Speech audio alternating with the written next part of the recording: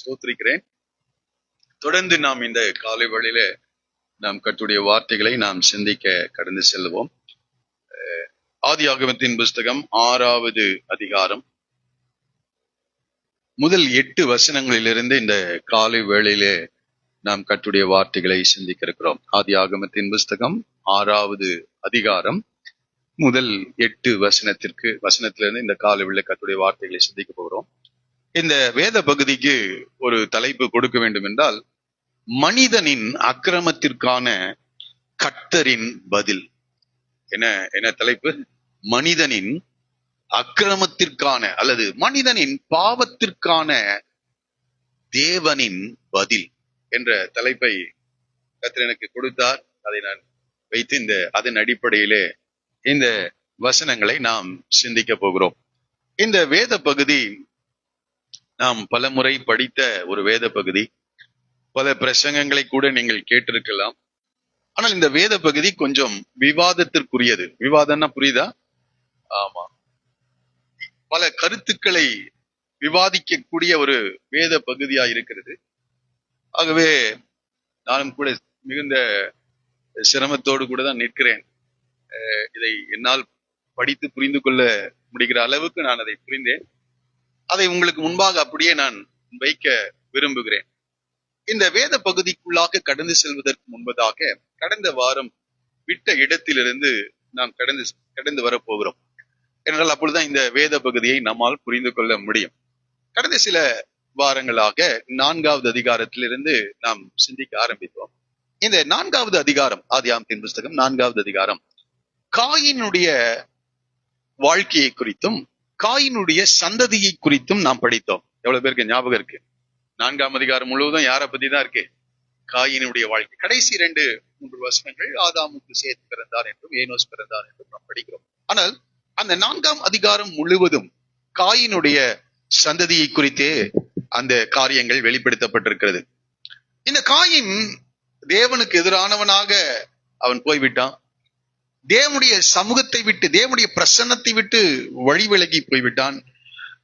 அவன் நோத் என்ற ஒரு தேசத்திற்குள் கடந்து சென்றான். ஏதேன் என்ற பிரதேசத்தை விட்டு நோத் என்ற பிரதேசத்துக்கு அவன் கடந்து சென்றான் என்று படிக்கிறோம். நோத் என்றால் அலைந்து திரிகிறவன். இவன் அங்கே கடந்து சென்ற பிறகு அவன் சாதாரணமான ஆள் இல்ல. அவன் விவசாயத்தை செய்கிறவனா இருக்கிறான். அவனுக்கு அநேக பிள்ளைகள் பிறந்தார்கள். பிள்ளைகள் பிறக்கும் போது அநேக வீடுகளை அந்த நோத் என்ற தேசத்திலே அவன் கட்டுகிறான். கட்டி ஒரு பட்டணத்தையே என்ன செய்கிறான்?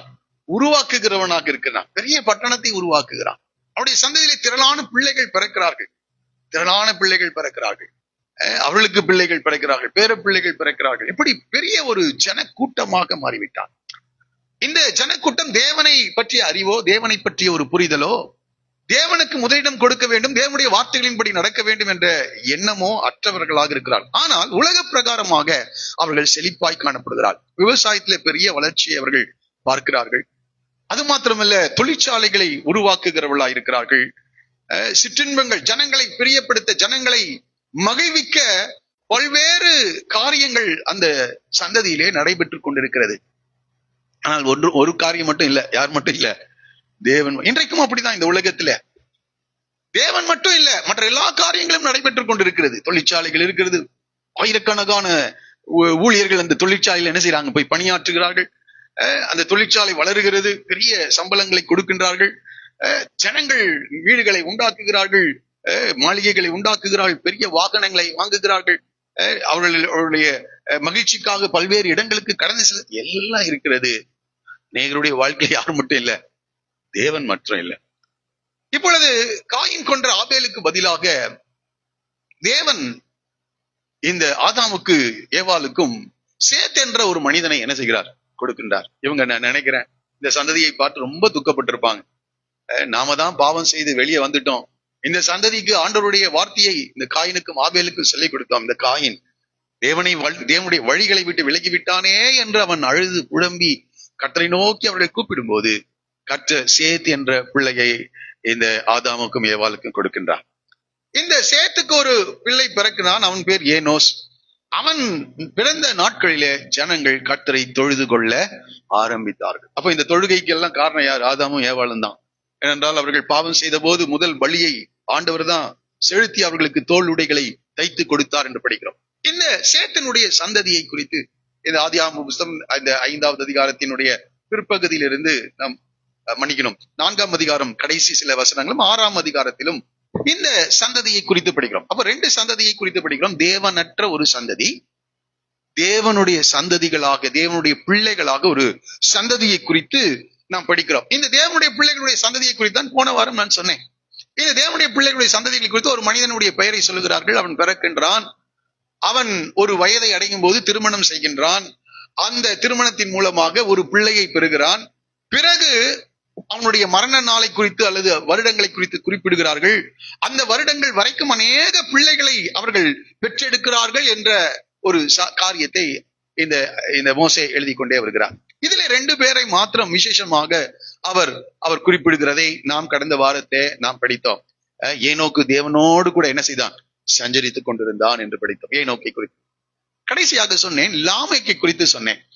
லாமேக்கு அவனுடைய நாட்களிலே அதிக பிரயாசம், அதை நம்ம படிக்கிறோம். லாமேக்கு குறித்து சொல்லும் போது 29வது வசனத்துல கர்த்தர் சபித்த பூமியிலே, அப்போ அந்த சாபம் அந்த குடும்பங்களை மிகவும் பாதித்திருக்கிறது.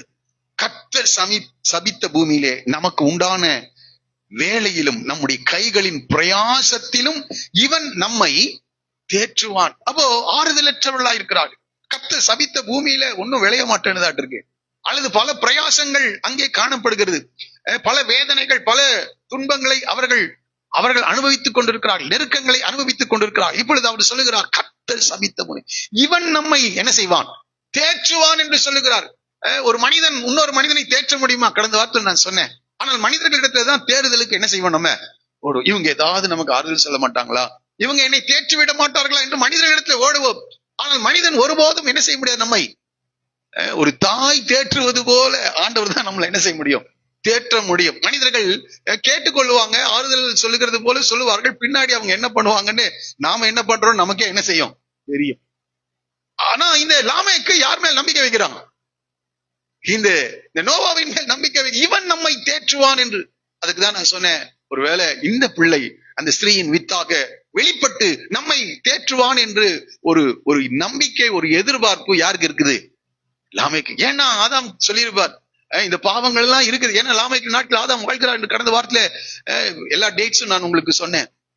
அப்போ இந்த பாவங்களுக்கு இருந்து நம்மை விடுதலையாக்க, இந்த சபிக்கப்பட்ட இந்த காரியங்களிலிருந்து நம்மை விடுதலையாக்க ஸ்திரீயின் வித்தாக ரட்சகர் தோன்றுவார் என்ற அந்த வாக்குத்தத்தத்தை இந்த லாமேக்கு எதிர்பார்த்து காத்துக் கொண்டிருக்கிறார். நமக்கு நம்முடைய நாட்கள்ல கூட யார் இந்த பிரச்சனைகளில் நம்மை விடுதலையாக்குவார்? யார் இந்த போராட்டங்களிலிருந்து, இந்த குறைவுகளிலிருந்து நம்மை விடுதலையாக்குவார்? யார் இந்த வியாதியிலிருந்து நம்மை விடுதலையாக்குவார் என்ற ஏக்கம் எல்லா மனிதர்களிடத்திலும் இருக்கிறது.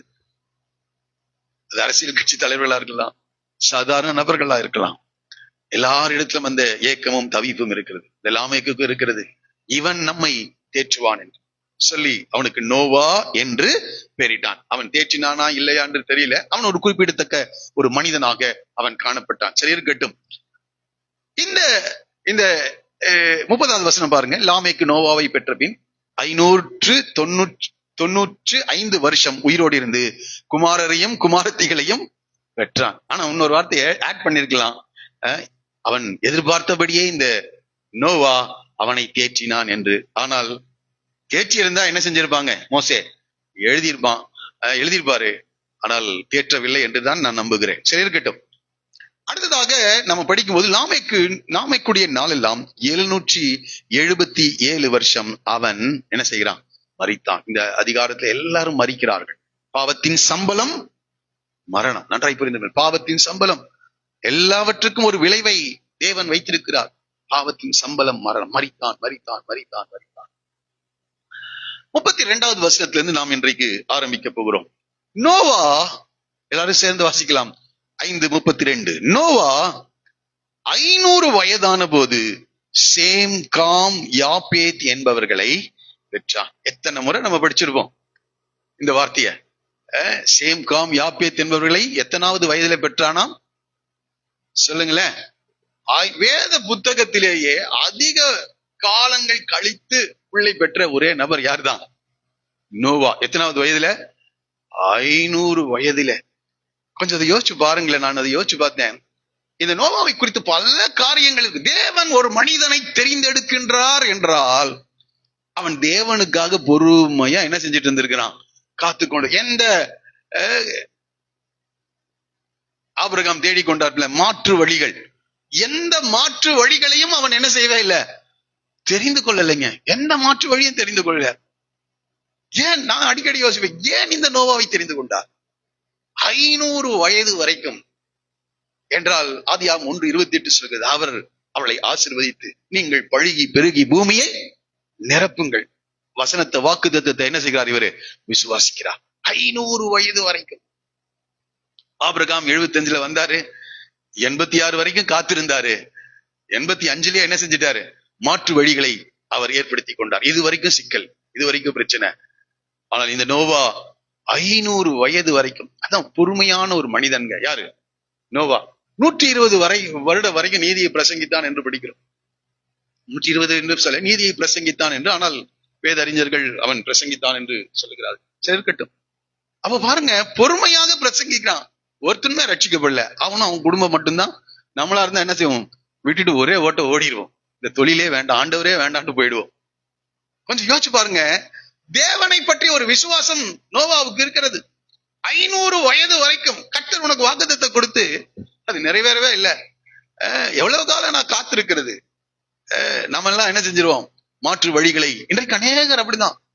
தேவன் மேல் விசுவாசம் இருந்தா பொறுமை இருக்கும். விசுவாசம் என்பது ஏதோ நாம் கர்த்தருடைய வார்த்தையை கேட்கும் போது உள்ள கிளர்ச்சி உணர்ச்சிகளை வெளிப்படுத்துகிற காரியம் விசுவாசம் அல்ல. நல்லா புரிந்து கொள்ளுங்க. அன்றைக்கு அப்போ நம்ம வசனத்தை கேட்கும் போது ஒரு பெரிய மகிழ்ச்சி உண்டாகுது, பெரிய சந்தோஷம் உண்டாகுது, கழிப்பு உண்டாகுது. அது அல்ல விசுவாசம். இந்த வசனம் உள்ள போய் அது பொறுமையோடு கூட என்ன செய்யணும், பலன் கொடுக்க வேண்டும். பொறுமையோடு கூட அந்த கீழ்ப்படுகிற நேரத்துல நாம் என்ன செஞ்சாகணும், கீழ்ப்படியணும். அதுதாங்க விசுவாசம். இவன் 500 வயது வரைக்கும், ஏனென்றால் அந்த நாட்கள்ல பல மாற்று வழிகள் இருந்திருக்கும். ஆதாமுக்கு மன்னிக்கணும், ஆபிரகாம் நாட்களே இருந்திருக்கு. அவன் மாற்று வழிகளை அவன் கை கொள்ளவில்லை. அதனாலதான் அந்த குடும்பம் முழுவதும் எங்க போய் சேர்ந்தது, வேலைக்குள் போய் சேர்ந்தது. தேவனுக்காக காத்திருக்கிறார். இன்றைக்கு அநேகர் கொஞ்ச நாள் காத்திருக்காங்க, அப்புறம் சொல்லுவாங்க இந்த பாஸ்டருங்கெல்லாம் இப்படிதான் பிரசங்கம் பண்ணுவாங்க அப்படின்னு வாங்க. இந்த பாஸ்டருங்கெல்லாம் இப்படிதான் பிரசங்கம் பண்ணுவாங்க. ஆனா நாம கேட்கணும், நம்ம வழியில என்ன செய்யணும், நம்ம போயிடணும்னு சொல்லுவாங்க. நமக்கு விருப்பமான காரியங்களை செய்ய வேண்டும், உலக காரியங்கள் இருக்கிறது என்று சொல்லுவார்கள். ஆனா இந்த நோவாவுக்கு கூட சொல்லிடுவா, யோ ஆண்டவர் ஆண்டவர் உட்கார்ந்துட்டு இருக்காத என்று சொல்வார்கள். இங்கே அப்படி 500 வயது வரைக்கும் அவன் என்ன செய்தான், பொறுமையாக காத்திருந்தான். கர்த்தர் யாரை கொடுக்கிறாரு, சேம் காம் யாப்பேத் என்ற 3 பிள்ளைகளை கொடுத்தார். இது வரைக்கும் நான் சொல்லிக் கொண்டிருந்த காரியம், ஒரே ஒரு பையன் பேர் தான் என்ன செய்யும் அங்க போட்டிருக்கான். பிறகு அநேக பிள்ளைகளையும் குமாரத்திகளையும் அவர்கள் பெற்றார்கள் என்று நாம் படிப்போம். ஆனால் இங்கே நோவாவை குறித்து படிக்கும் போது 3 பிள்ளைகளை குறித்ததான காரியங்களை மோசே எழுதுகிறார். நான் உங்களுக்கு ஒரு சிறிய இன்ஃபர்மேஷன்ஸ்க்காக சில காரியங்களை நான் சொல்கிறேன். நம்ம என்ன நினைப்போம்னா, சேம் காம் யாப்பேத், அப்போ சேம் தான் என்ன முதல் பிறந்த பிள்ளை என்று நினைப்போம். ஆனால் சேம் முதல் பிறந்த பிள்ளை அல்ல. அந்த பர்த் ஆர்டர் கொஞ்சம் வித்தியாசம் படுகிறது. நீங்கள் புரிந்து கொள்வதற்காக நான் சொல்ல விரும்புகிறேன். ஆதியாகமத்தின் புஸ்தகம் 9வது அதிகாரத்திலே இந்த சேம் காம் யாப்பேத்தினுடைய சந்ததிகளை குறித்து நீங்கள் படிப்பீர்கள் என்றால் 9ஆம் அதிகாரம் 22வது வசனத்துல இந்த காமை குறித்து படிக்கிறோம். 9:22 காமை குறித்து படிக்கிறோம். அப்பொழுது கானானுக்கு தகப்பனாகிய காம் என்று படிக்கிறோம். நீங்க கடைசி 24வது வசனத்துக்கு வரும்போது தன் இளைய குமாரன் தனக்கு செய்ததை அறிந்து, அந்த உள்ளுக்குள்ள இருக்கிற செய்திக்கு நான் போல, அது 9ஆம் அதிகாரத்துக்கு போறப்ப நம்ம படித்துக் கொள்ளலாம்.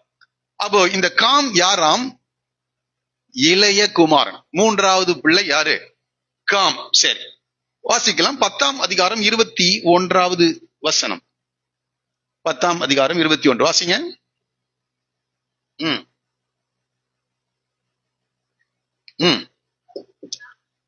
அப்ப மூத்தவனாகிய யாப்பேத்துக்கு, அப்போ யாப்பேத் யாருங்க, மூத்தவன். பாருங்க, மோசே ரொம்ப கிளியரா எழுதுறாரு.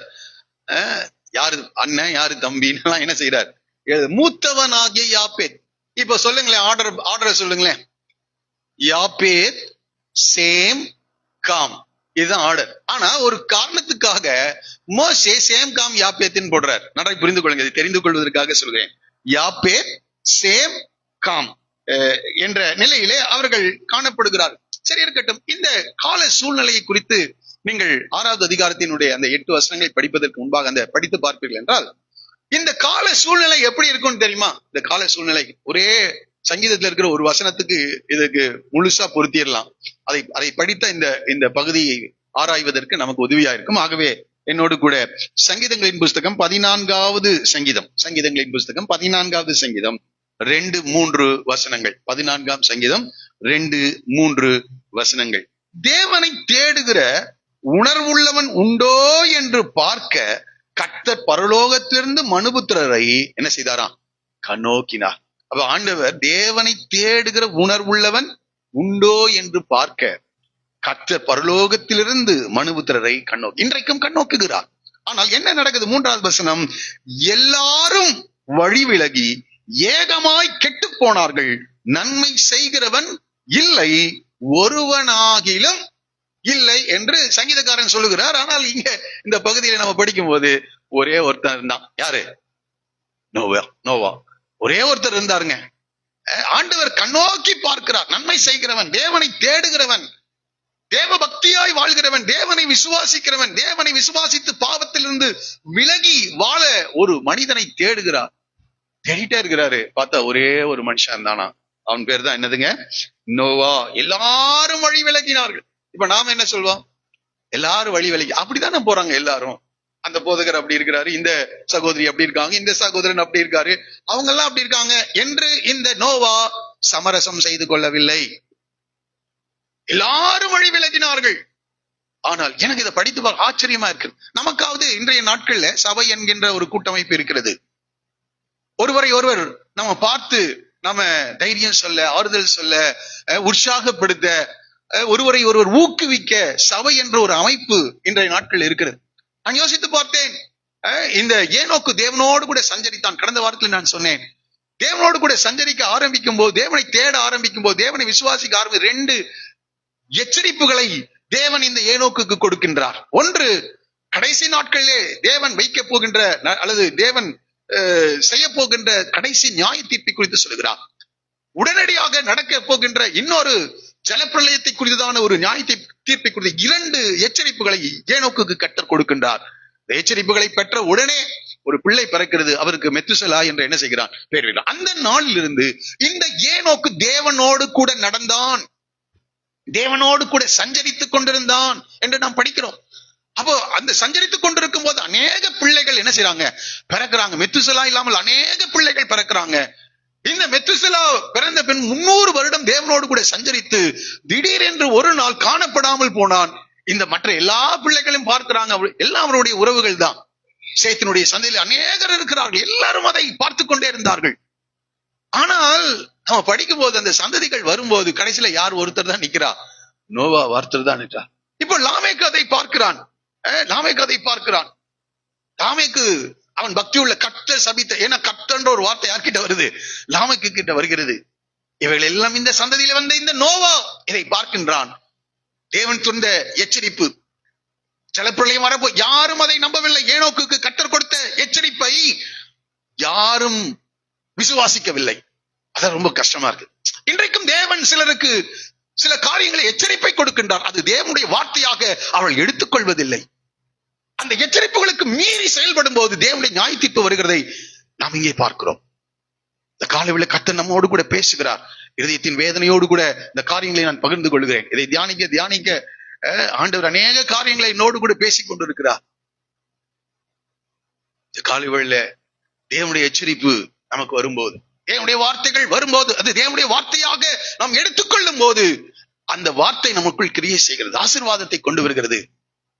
ஆனால் இந்த ஜனங்கள் யோசிச்சு பார்க்கிற இந்த லாமேக்குடைய சந்தை, இந்த மெத்துசலாவுடைய அநேக பிள்ளைகள், ஏனோக்குடைய அநேக பிள்ளைகள் எவ்வளவு பக்தி உள்ளவனாய் இருந்திருந்தால் ஏனோக்கு எடுத்துக் கொள்ளப்பட்டிருக்கிறான் என்பதை அறிந்து மற்ற பிள்ளைகள் என்ன செஞ்சிருக்கணும்? ஆண்டவரை தேடி வந்திருக்க வேண்டும். ஒரு தேவ பக்தி உள்ள சந்ததி அது எழும்பி இருக்க வேண்டும். ஆனால் இவர்கள் மற்ற காரியங்களிலே ஈடுபடுகிறவர்களா இருக்கிறார்கள். இப்படியே தொடர்ந்து அந்த சந்ததி வருகிறது. இந்த காலகட்டத்துல யார் ஆண்டவரை பின்பற்றினாலும் பின்பற்றாவிட்டாலும் நான் அவரை பின்பற்றுவேன் என்று ஏனோக்குக்கு கர்த்தர் கொடுத்த எச்சரிப்பை இந்த நோவா எடுத்துக் கொள்கிறான். அது ஒரு பெரிய திரள் கூட்டமா இல்லாவிட்டால் பரவாயில்லை. தனி மனிதர்களாக இருந்தால் பரவாயில்லை. எந்த ஒரு மனிதன் தேவனுடைய எச்சரிப்பை எடுத்துக் கொள்ளுகிறானோ அவன் காப்பாற்றப்படுகிறான். அவன் காப்பாற்றப்படுகிறான். இது எல்லா சந்ததிகளும், எல்லா சந்ததி தாங்க. நாங்கெல்லாம் சேத்துடைய சந்ததி, நாங்கெல்லாம் ஏனோசுடைய சந்ததி தான். ஆனால் அங்கே அழிக்கப்படுகிறதை நாம் பார்க்கிறோம். சரி, இந்த குறிப்புகளோடு கூட நாம் இந்த 6வது அதிகாரத்தின் வேத பகுதிக்குள்ளாக நாம் கடந்து செல்ல போகிறோம். தயவுசெய்து இதுல இந்த பகுதியில நான் சில குறிப்புகளை நான் உங்களுக்கு முன்பாக வைக்க விரும்புகிறேன். ஏனென்றால் இந்த சம்பவத்தை அறிந்தவர்கள் அதை புரிந்து கொள்வீர்கள் நினைக்கிறேன். சரி, உள்ள போய் நம்ம பார்க்கலாம், வாசிக்கலாம். மனுஷர் பூமியின் மேல் என்ன செய்தார்களாம்? பெருக துவக்கி. மனிதர்கள் என்ன செஞ்சாங்க? ஏன்னா 1:28 சொல்கிறது, நீங்கள் ஆண்டவர் அவளை ஆசீர்வதித்தார், நீங்கள் பழுகி பெருகுங்கள் என்று சொல்லி ஆசீர்வதித்தார். இப்போ அந்த ஆசீர்வாதம் அப்படியே என்ன செய்கிறது? நிறைவேறுகிறது. அவர்கள் பெருக ஆரம்பித்தார்கள். இப்பொழுது மோசே ஒரு வார்த்தையை சொல்லுகிறார், அவர்களுக்கு குமாரத்திகள் பிறந்த போது என்று.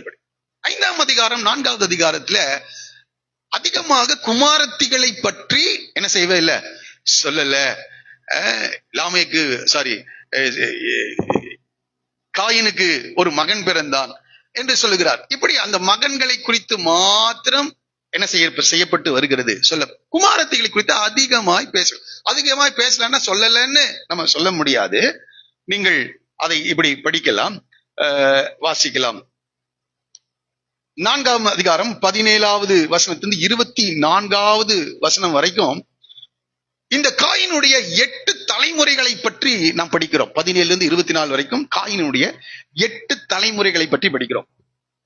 5ஆம் அதிகாரம் 3வது வசனத்திலிருந்து 32வது வசனம் வரைக்கும் சேத்தினுடைய சந்ததியிலே 11 தலைமுறைகளை நாம் படிக்கிறோம். 11 இந்த தலைமுறைகள் எல்லாம் பிறக்கணும்னா யார் தேவை?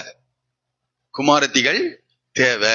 அப்ப சொல்லலன்னாலும் யார் இருக்கு? அங்க குமாரத்திகள் இருக்கிறாங்க. சரி, அதை விட்டு அப்படியே படிக்கும்போது 4:17 பாத்தீங்கன்னா இந்த லாமேக்கு 2 பெண்களை திருமணம் செய்கிறான். 4:17 படிச்சீங்கன்னா, காயின் தன் மனைவியை அறிந்தான். மன்னிக்கணும், 19வது வசனம். லாமேக்கு 2 ஸ்திரீகளை விவாகம் பண்ணினான். ஒருத்திக்கு பேர் ஆதாள், மற்றொருத்திக்கு பேர் சில். அப்போ இங்க யாரு இருக்கிறாங்க? ஆமா, இந்த பெண்களை குறித்து ஒரு சிலரை சொல்லுகிறார்கள். அடுத்தது கீழே அப்படியே நீங்க படித்து பார்ப்பீர்கள் என்றால் 22வது வசனத்துக்கு வாங்க. அது கடைசியில பாருங்க, தூபால் காயினுடைய சகோதரி தாபா நாமால் என்று நாம் படிக்கிறோம். அப்போ அந்த காயினுடைய சகோதரிக்கு பேர் என்னவா? நாமால் என்று படிக்கிறோம். அப்போ இங்க பெண்களுடைய பெயர்கள் வரலன்னு சொல்ல முடியாது. அங்கே பெண்களுடைய பெயர்கள் வருகிறதை நாம் பார்க்கிறோம். இந்த நாமால் என்ற வார்த்தைக்கு அங்க மோசே சும்மா அந்த பெண்களுடைய பெயர்கள் எல்லாம் எழுதல. இந்த லாமேக்கு 2 மனைவிகளை விவாகம் பண்ணினான். அது ஒரு காரணத்தோடு கூட அங்க எழுதுகிறார். அதெல்லாம் ரொம்ப விளக்க முடியல, விரும்பவில்லை நான். இங்கே நாமால் என்ற ஒரு காரியத்தை அங்கே குறிப்பிடுகிறார். இந்த நாமால் என்ற வார்த்தைக்கு அநேக பெண் பிள்ளைகள் பிறந்திருப்பாங்க. ஆனா இந்த நாமால் என்ற வார்த்தையை மாத்திரம் ஏன் குறிப்பிடுகிறார்? நாமால் என்ற வார்த்தைக்கு பிளசன்ட், ஸ்வீட், டிலைட்ஃபுல், லவ்லி என்று அர்த்தமாம். அப்போ இனிமையானவள், இன்பமானவள், நேசிக்கத்தக்கவள், விரும்பத்தக்கவள் என்ற ஒரு பெயரை இந்த பிள்ளைக்கு என்ன செய்கிறார்கள்? எடுகிறார்கள். அப்போ அந்த பிள்ளைகள் அவ்வளவு அழகுள்ளவர்களாக, இனிமையானவர்களாக அவர்கள் வர ஆரம்பிக்கிறார். இப்போ நம்ம தொடர்ந்து 6வது அதிகாரத்துக்கு வருவோம். அவர்களுக்கு குமாரத்திகள் என்ன செய்தார்கள்? பிறந்த போது. இந்த குமாரத்திகள் நமக்கு தெரியும், ஒரு ஆணினுடைய வளர்ச்சியும் பெண்ணுடைய வளர்ச்சியும் குறித்து நாம் அறிந்திருக்கிறோம். இந்த பெண் குமாரத்திகளாக, பிள்ளைகளாக பெண்கள் பிறக்கிறார்கள்.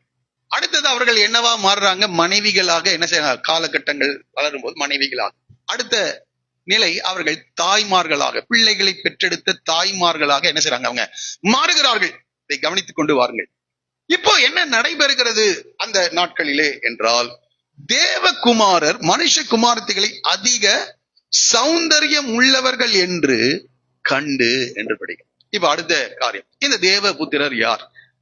நான் 2 விதமான இந்த ஆவிக்குரிய உலகத்திலே பரிசுத்தவான்கள் தேவனுடைய வார்த்தைகளை அதிகமாய் கற்று தேர்ந்த 2 விதமான காரியங்களையும் நான் உங்களுக்கு முன்பாக நான் வைக்க விரும்புகிறேன். பிறகு என்னுடைய கருத்தை நான் சொல்ல நான் நிற்கிறேன். சரி, முதல் கருத்து என்னன்னா, தேவபுத்திரர், பொதுவாக தேவபுத்திரர் என்ற நிலையில் வந்த உடனே நமக்கு யோபின் புஸ்தகம் 1வது அதிகாரம் 6வது வசனம் ஞாபகத்துக்கு வரும். ஏனென்றால், ஒரு நாள் தேவபுத்திரர் கர்த்தருடைய சந்நிதியில் வந்து நின்ற போது சாத்தானும் அவர்கள் நடுவிலே வந்து நின்றார். அப்ப இங்க யாரை குறிக்கிறாங்க? தேவபுத்திரர் என்றால் கொஞ்சம் பேசுங்களேன், தூங்கிட்டீங்களா? தேவபுத்திரர் என்றால் இங்க யாரை சொல்றாங்க? தேவ தூதர்களை சொல்லுகிறார். தேவபுத்திரர் கர்த்தருடைய சந்நிதியில் வந்து நின்ற போது என்று சொல்லப்பட்டிருக்கிறது. தானியேல் தீர்க்கதரிசன புத்தகம் 3ஆம் அதிகாரம் 25வது வசனத்திலையும் அது சொல்லப்பட்டிருக்கிறது.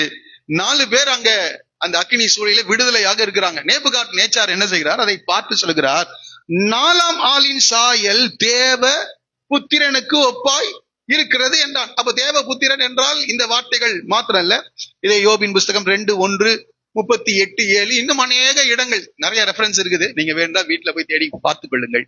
இங்க எல்லாம் நாம் படிக்கும் போது நேரடியாக அதை படித்தால் இந்த தேவ புத்திரர் யாருங்க? தேவ தூதர்கள் என்ற நிலையிலே நாம் அதை அதை அதை விளங்கிக் கொள்ள முடியும். அப்ப இங்க என்ன நடக்குது? அடுத்தது இன்னொரு காரியத்தை நான் சொல்ல விரும்புகிறேன். அதுக்குள்ள இங்க சம்பவத்தை படிச்சுட்டு நம்ம இங்க வந்தா கொஞ்சம் நல்லா இருக்கும்னு நினைக்கிறேன். தேவபுத்திரர் மனுஷ குமாரத்திகளை அதிக சௌந்தரியம் உள்ளவர்கள் என்று கண்டு அவர்களுக்குள்ளே தங்களுக்கு பெண்களை தெரிந்து கொண்டார்கள். மனுஷகுமாரத்திகளை அதிக சௌந்தரியம் உள்ளவர்கள் என்று கண்டு அவர்களுக்குள்ளே பெண்களை தெரிந்து கொண்டார்கள். இப்போ அடுத்த காரியம். அப்ப இங்கே இந்த தேவ தூதர்கள் இந்த மனுஷ குமாரத்திகளோடு கூட அவங்க பாக்குறாங்க பரலோகத்துல இருந்து, ஐயோ இவங்க எல்லாம் ரொம்ப அழகா இருக்காங்க, இவங்களை நம்ம திருமணம் செய்து கொள்ளலாம் என்று சொல்லி பரலோகத்திலிருந்து அவங்க கீழே வந்து இவர்களை திருமணம் செய்து கொண்டதாக, அவர்கள் நடுவிலே வாழ்ந்ததாக நாம் அதை புரிந்து கொள்ள முடிகிறது. இங்க கீழே நீங்க அந்நாட்களில் ராட்சதர்கள் பூமியிலே இருந்தார்கள். பின்பு தேவகுமாரன் மனுஷகுமார்த்திகளோடு கூடுகிறதினால் இவர்கள் அவர்களுக்கு பிள்ளைகளை பெற்ற போது இவர்களும் பூர்வத்தில் பெயர் பெற்ற மனுஷராகிய பலவான்கள் ஆனால். நேரடியா படிக்கும் போது இப்படிதான் இருக்கிறது போல தெரிகிறது. அதற்கு சில வேத பண்டிதர்கள் இதற்கு ஆதாரமாக கொடுக்கின்ற வசனங்களையும் நான் உங்களுக்கு சொல்ல விரும்புகிறேன். புதிய ஏற்பாட்டுல பேதுரு அதை குறித்து சொல்லும் போது சொல்லுகிறார். 2 பேதுருவின் நிருபம் 2ஆம் அதிகாரம் 4-5 வசனங்களிலே, 2 பேதுரு 2ஆம் அதிகாரம் 4-5 வசனங்களிலே, பாவம் செய்த தூதர்களை தேவன் தப்ப விடாமல் அந்தகார சங்கிலிகளினாலே கட்டி நரகத்திலே தள்ளி நியாயத்தீர்ப்புக்கு வைக்கப்பட்டுள்ள ஒப்பு கொடுத்து பூர்வ உலகத்தையும் தப்ப விடாமல் நீதியை பிரசங்கித்தவனாகிய நோவா முதலான 8 பேரை காப்பாற்றி என்று சொல்கிறார். அப்போ இந்த சம்பவத்தோடு கூட தொடர்புள்ளது போலதான் பேதுரு எழுதுகிறதை நாம் பார்க்கிறோம். பாவம் செய்த தூதர்களை தேவன் என்ன செய்தாம தப்ப விடாமல் அந்தகார சங்கலில் கட்டி நரகத்திலே தள்ளி நியாயத்தீர்ப்புக்கு வைக்கப்பட்டுள்ள ஒப்பு கொடுத்து என்று சொல்லிவிட்டு அங்க புல் ஸ்டாப் வைக்கல, அங்கே செமிகோலான் தான் போட்டிருக்கு.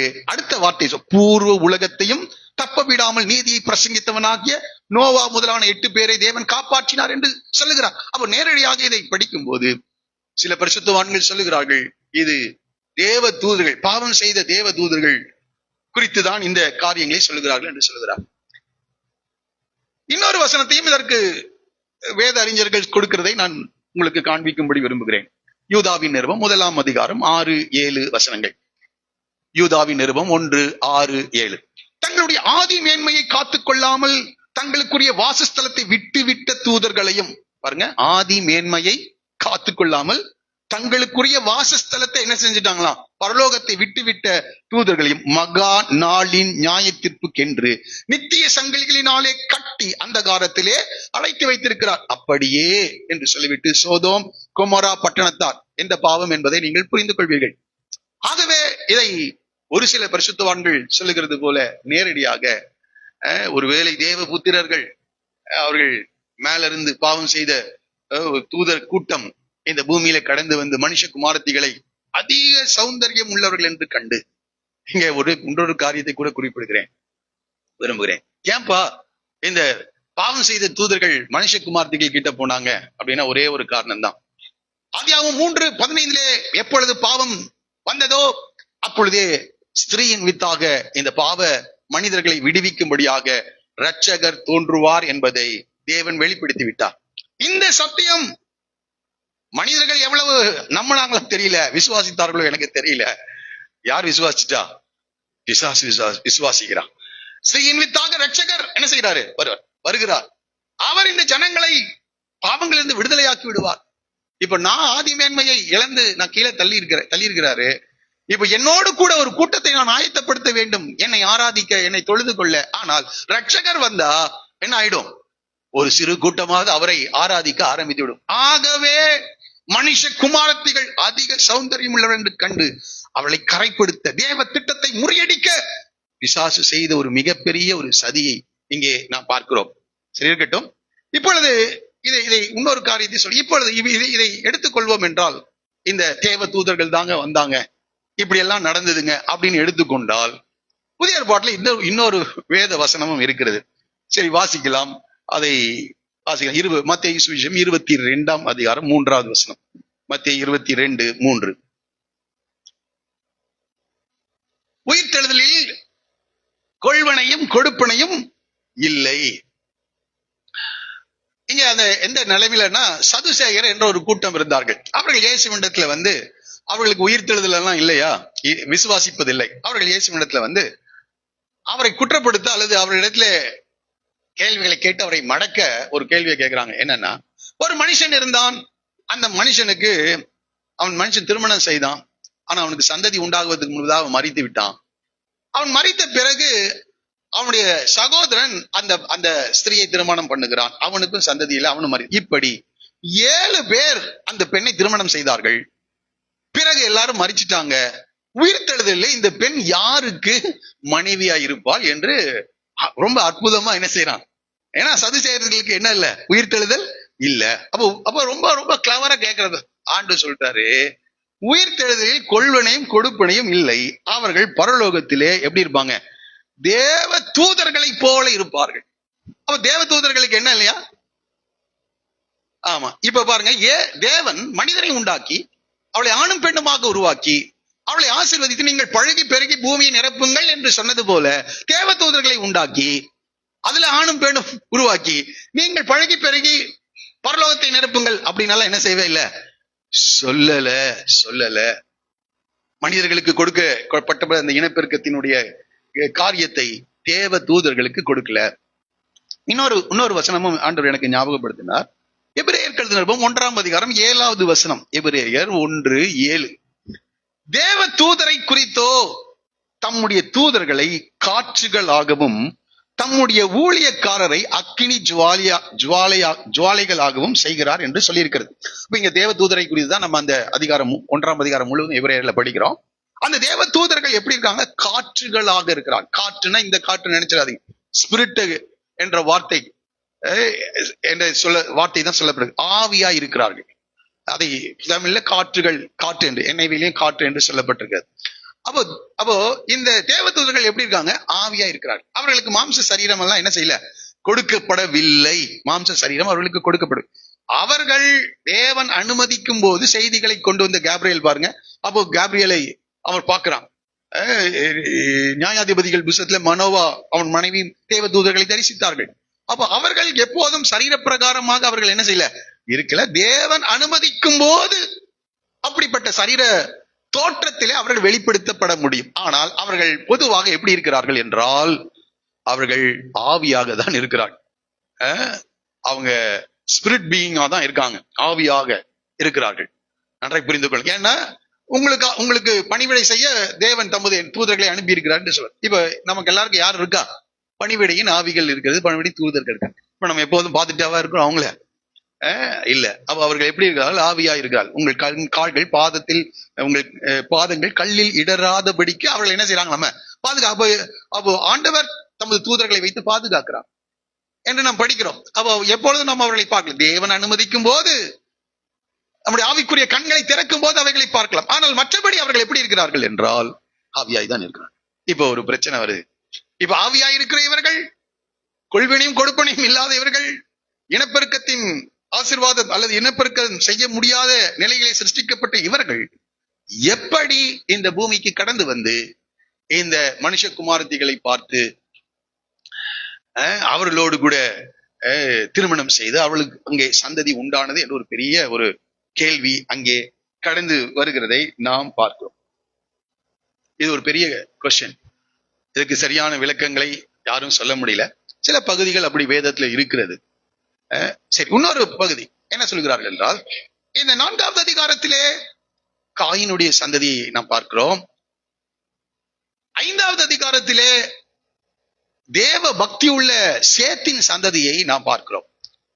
இந்த 6ஆம் அதிகாரத்திற்குள் கடந்து வரும்போது என்ன நடக்கிறது என்றால், இந்த சேத்தின் சந்ததியும் இந்த காயினின் சந்ததியும் இணைக்கப்படுகிறதை, திருமண உறவுக்குள்ளாக கடந்து வருகிறதை குறித்து சொல்லப்பட்டிருக்கிறது என்று நாம் படிக்கிறோம்.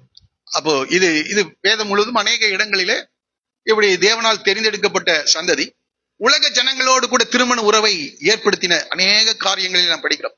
25 இஸ்ரவேல் ஜனங்கள் மோவாபிய பெண்களோடு கூட செய்த காரியத்தை குறித்து தெளிவாக படிக்கிறோம். உபாகம் 7ஆம் அதிகாரம் 1-7 வசனங்களிலே மோசே இதை வன்மையாக கண்டிக்கின்றார். அதை குறித்து நாம் படிக்கிறோம். 1 கொரிந்தியர் 6வது அதிகாரத்திலே கடைசி 5 வசனங்களிலே அவிசுவாசிக்கும் விசுவாசிக்கும் சம்பந்தம் ஏது என்று சொல்லப்பட்டிருக்கிறது. இப்படி எல்லாம் படிக்கும்போது ஆங்காங்கே இப்படிப்பட்ட நிகழ்வுகள் நடைபெறுகிறதை வேதம் முழுவதிலும் நாம் பார்க்கிறோம். இப்ப இங்கேயும் ஒரு பிரச்சனை இருக்கு. இப்ப இன்றைக்கும் அப்படிப்பட்ட காரியங்கள் நடைபெறுகிறது. அப்படி என்றால் எப்படி அங்கே ராட்சதர்கள் பிறந்தார்கள் என்று நமக்கு ஒரு கேள்வி இங்கேயும் என்ன செய்கிறது வருகிறது. ராட்சதர்கள் பிறந்தார்கள். அதுக்கு சில வேத பண்டிதர்கள் சொல்லுகிற ஒரு காரியம் என்னவென்றால், இந்த ராட்சதர்கள் என்கின்ற அந்த வார்த்தை நெஃபிலிம் என்கின்ற ஒரு எபிரேய வார்த்தையை பயன்படுத்துகிறார்கள். நெஃபிலிம் என்கின்ற ஒரு எபிரேய வார்த்தை. அந்த வார்த்தைக்கு சரியான அர்த்தம் என்னவென்றால் த ஃபாலன் ஒன், விழுந்து போனவர்கள் என்று அர்த்தம் வருகிறதாம். அப்ப விழுந்து போனவர்கள் அப்படின்ற வார்த்தையிலே இந்த சேத்தினுடைய சந்ததியிலே விழுந்து போன, தேவனை விட்டு பின்வாங்கின ஒரு சந்ததி இந்த மனுஷகுமாரத்திகள் யாரு? காயினுடைய சந்ததியில் இருக்கின்ற பெண்களோடு கூட திருமண உறவை ஏற்படுத்தி கொண்டார்கள் என்று சொல்லுகிறார்கள். இப்ப என்ன நடக்குது? இப்படி ஏற்படுத்தி கொண்டபோது 4வது வசனம் பாருங்க. பின்பு தேவகுமாரர் மனுஷகுமாரத்திகளோடு கூடுகிறதினால் இவர்கள் அவர்களுக்கு பிள்ளைகளை பெற்ற போது, அப்போ இந்த தேவபுத்திரர் அப்படின்னா இந்த சேத்தின் சந்ததி, மனுஷகுமாரத்திகள் காயினுடைய சந்தையில் இருக்கின்ற பெண்களும் என்ற இந்த நாமால் என்ற வார்த்தையை மோசே பயன்படுத்துகிறார். நாமால்னா என்னது? இன்பமானவள், விரும்பத்தக்கவளாக அவள் இருக்கிறாள். ஆகவே இந்த சேத்தின் சந்ததியில் இருக்கின்ற விழுந்து போனவர்கள், தேவனை விட்டு பின்வாங்கினவர்கள் இந்த காயின் சந்ததியில் இருக்கின்ற பெண்களை பார்த்தபோது அவளோடு திருமணம் உறவை செய்து கொண்டார். அதான் இந்த ராட்சதர்கள் இருந்தார்கள் என்று சொல்றாங்க. ராட்சதர் தான் நாம எழுத்தின்படி உள்ள ராட்சதர்களை எடுத்துக் கொள்ளக்கூடாது என்று சொல்கிறார்கள். நெஃபிலிம், விழுந்து போனவர்கள் என்று சொல்கிறார்கள். சரி, இருக்கட்டும். இங்கே பிறந்த போது இவர்களுக்கு என்ன நடக்குதா? அவர்களுக்கு பிள்ளைகளை பெற்ற போது இவர்களும் பூர்வத்திலே பேர் பெற்ற மனுஷராகிய பலவான்கள் ஆனார்கள். பேர் பெற்றவர்கள் என்ன நடக்கும்? இது 2 சந்ததியும் சேருது. புள்ள எப்படி வருது? ரொம்ப அற்புதமா வருது. பேர் பெறுகிறார்கள், நன்றாய் படிக்கிறார்கள், அழகானவர்களா இருக்கிறார்கள், சிறந்த அந்தஸ்துள்ளவர்களாய் மாறுகிறார்கள், சிறந்த வேலைகளை செய்கிறார்கள், கை நிறைய சம்பாதிக்கின்றார்கள். இந்த 2 சந்ததியும் சேர்ந்த பிறகு இப்ப உலகம் என்ன சொல்லும்? சேத்தின் சந்ததியும் காயினின் சந்ததியும் சேர்ந்து இருக்கிறது. பிள்ளைகள் எப்படி இருக்காங்க? ஐயோ, பெரிய படிப்புங்க, உயர்ந்த ஸ்தானங்க. இந்த லாமேக்கு பாருங்க, கட்ட சபித்த பூமியிலே இவன் நம்மை தேற்றுவான்னு பிரயாசப்பட்டு இருக்கிறான். ஆனால் இந்த சந்ததி என்ன செய்கிறது? பெயர் பெற்றவர்களாக மாறுகிறார்கள். படிப்புல டாப்ல இருக்காங்க, வேலையிலையா உயர்ந்த ஸ்தானத்தில் இருக்கின்றார்கள், எல்லாம் ரொம்ப சக்சஸ்ஃபுல்லா இருக்குது. இப்போ என்ன நடக்கும்? இந்த சேத்தின் சந்தையில் இருக்க எல்லாருமே இதுதாங்க கரெக்ட் அப்படின்ற ஒரு நிலைக்கு வருகிறார்கள். இப்போ இந்த சேத்தின் சந்ததி காயினும் சந்ததியும் இணைக்கப்படுகிறது. இப்போ இது தேவனற்ற சந்ததி, இது தேவ பக்தி உள்ள சந்ததி. இந்த 2 சந்ததிகளும் இணையும் போது இயேசு மத்தேயு என்ற லேவி அழைக்கிறார் தம்முடைய ஊழியத்துக்காக. மத்தேயு என்ன செய்கிறாராம்? ஆயக்காரையும் பாவிகளையும் கூட்டிக் கொண்டு வந்து இயேசுக்கு ஒரு பெரிய விருந்தை பண்ணினார். இப்ப ஜனங்கள் சொல்றாங்க, இவர் யார்? இவரு பாவிகளோடு ஆயக்காரரோடு கூட உட்கார்ந்து என்ன செய்கிறார்? இவரு சாப்பிடுறாரு அப்படின்றாங்க. இப்ப அவர் சொல்றாரு, பிணியாளிகளுக்கு வைத்தியன் வேண்டியதே அல்லாமல் என்று சொல்ற. இப்ப பாவிகளை அவர் நேசிக்கிறார், ஆனா பாவிகளோடு கூட இணைந்து விடவில்லை. அதுதான் ரொம்ப கவனமா கவனிக்கணும். சில வசனங்களை நான் உங்களுக்காக இதை நான் சொல்ல விரும்புகிறேன். இதை தயவுசெய்து கவனிங்க, இதை புரிந்து கொள்ளும்படி கேட்கிறேன். யாக்கோபின் நிருபம் 4வது அதிகாரம் 4வது வசனத்துல, விபச்சாரரே விபச்சாரிகளே, உலக சிநேகம் தேவனுக்கு விரோதமான பகை என்று அறியீர்களா? அப்ப உலக சிநேகம் ஃபர்ஸ்ட் எந்த நிலையில ஆரம்பிக்கிறது? உலக சிநேகம், ஃப்ரெண்ட்லி வித் த வேர்ல்ட், ஃப்ரெண்ட்லியா பழகணுங்க, அது ஆரம்பிக்கிறது. அடுத்த நிலை எங்க போகுது பாருங்க. 1 யோவான் 2:15. 1 யோவான் 2:15. உலகத்திலும் உலகத்தில் உள்ளவைகளிலும் அன்பு கூறாதீங்க. அவ ஃப்ரெண்ட்லியா இருந்தது, அடுத்தது என்னவா மாறுது? Love the world. அன்புக்கு நேராக அது வழிநடத்தப்படுகிறது.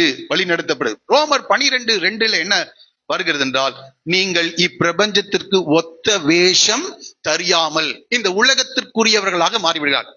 ஃபர்ஸ்ட் உலகத்தை நேசிக்கிறார்கள், அடுத்தது உலகத்தில் அன்பு கூறுகிறார்கள், அடுத்தது உலகத்திற்கு ஒத்தவர்களாக என்ன செய்கிறார்கள்?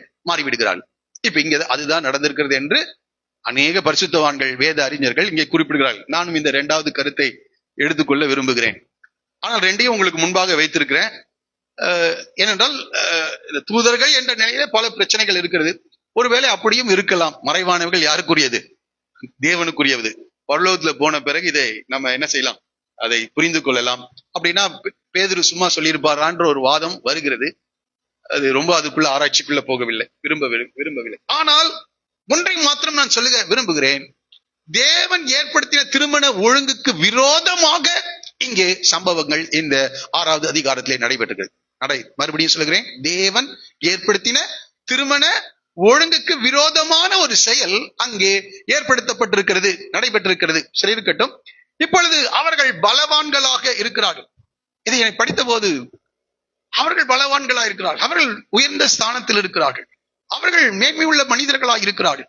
இப்போ நான் நினைக்கிறேன், இங்க ஏனென்றால் அந்த அந்த சந்ததி எப்படி இருக்கிறது என்றால், மனுஷகுமாரத்தில் இருக்கிற சந்ததி. அவர்கள் தொழிற்சாலைகளை கட்டி, பட்டணங்களை உருவாக்கி, இசைக்கருவிகளை வாசித்து, இன்னைக்கு இருக்கிற நவீன உலகத்துல சொல்லணும்னா ஃபேமஸான ஆளுங்க. அவரை நிறைய பேர் என்ன செய்யறாங்க? ஃபாலோ பண்றாங்க.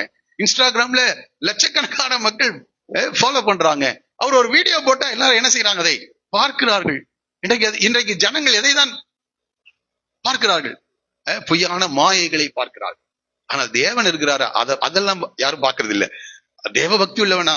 தேவனை அறிந்திருக்கிறானா? தேவனை விசுவாசிக்க அதை இல்ல.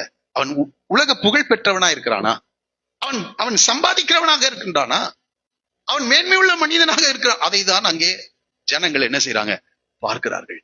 இங்கே பரிதாபமான காரியம். இப்படி தேவன் நேசிக்கின்ற அந்த பரிசுத்தம், மல்கியாவில சொல்லப்பட்ட அந்த காரியம் அங்கே ஜனங்களுக்குள் காணப்படாமல் போகிறது.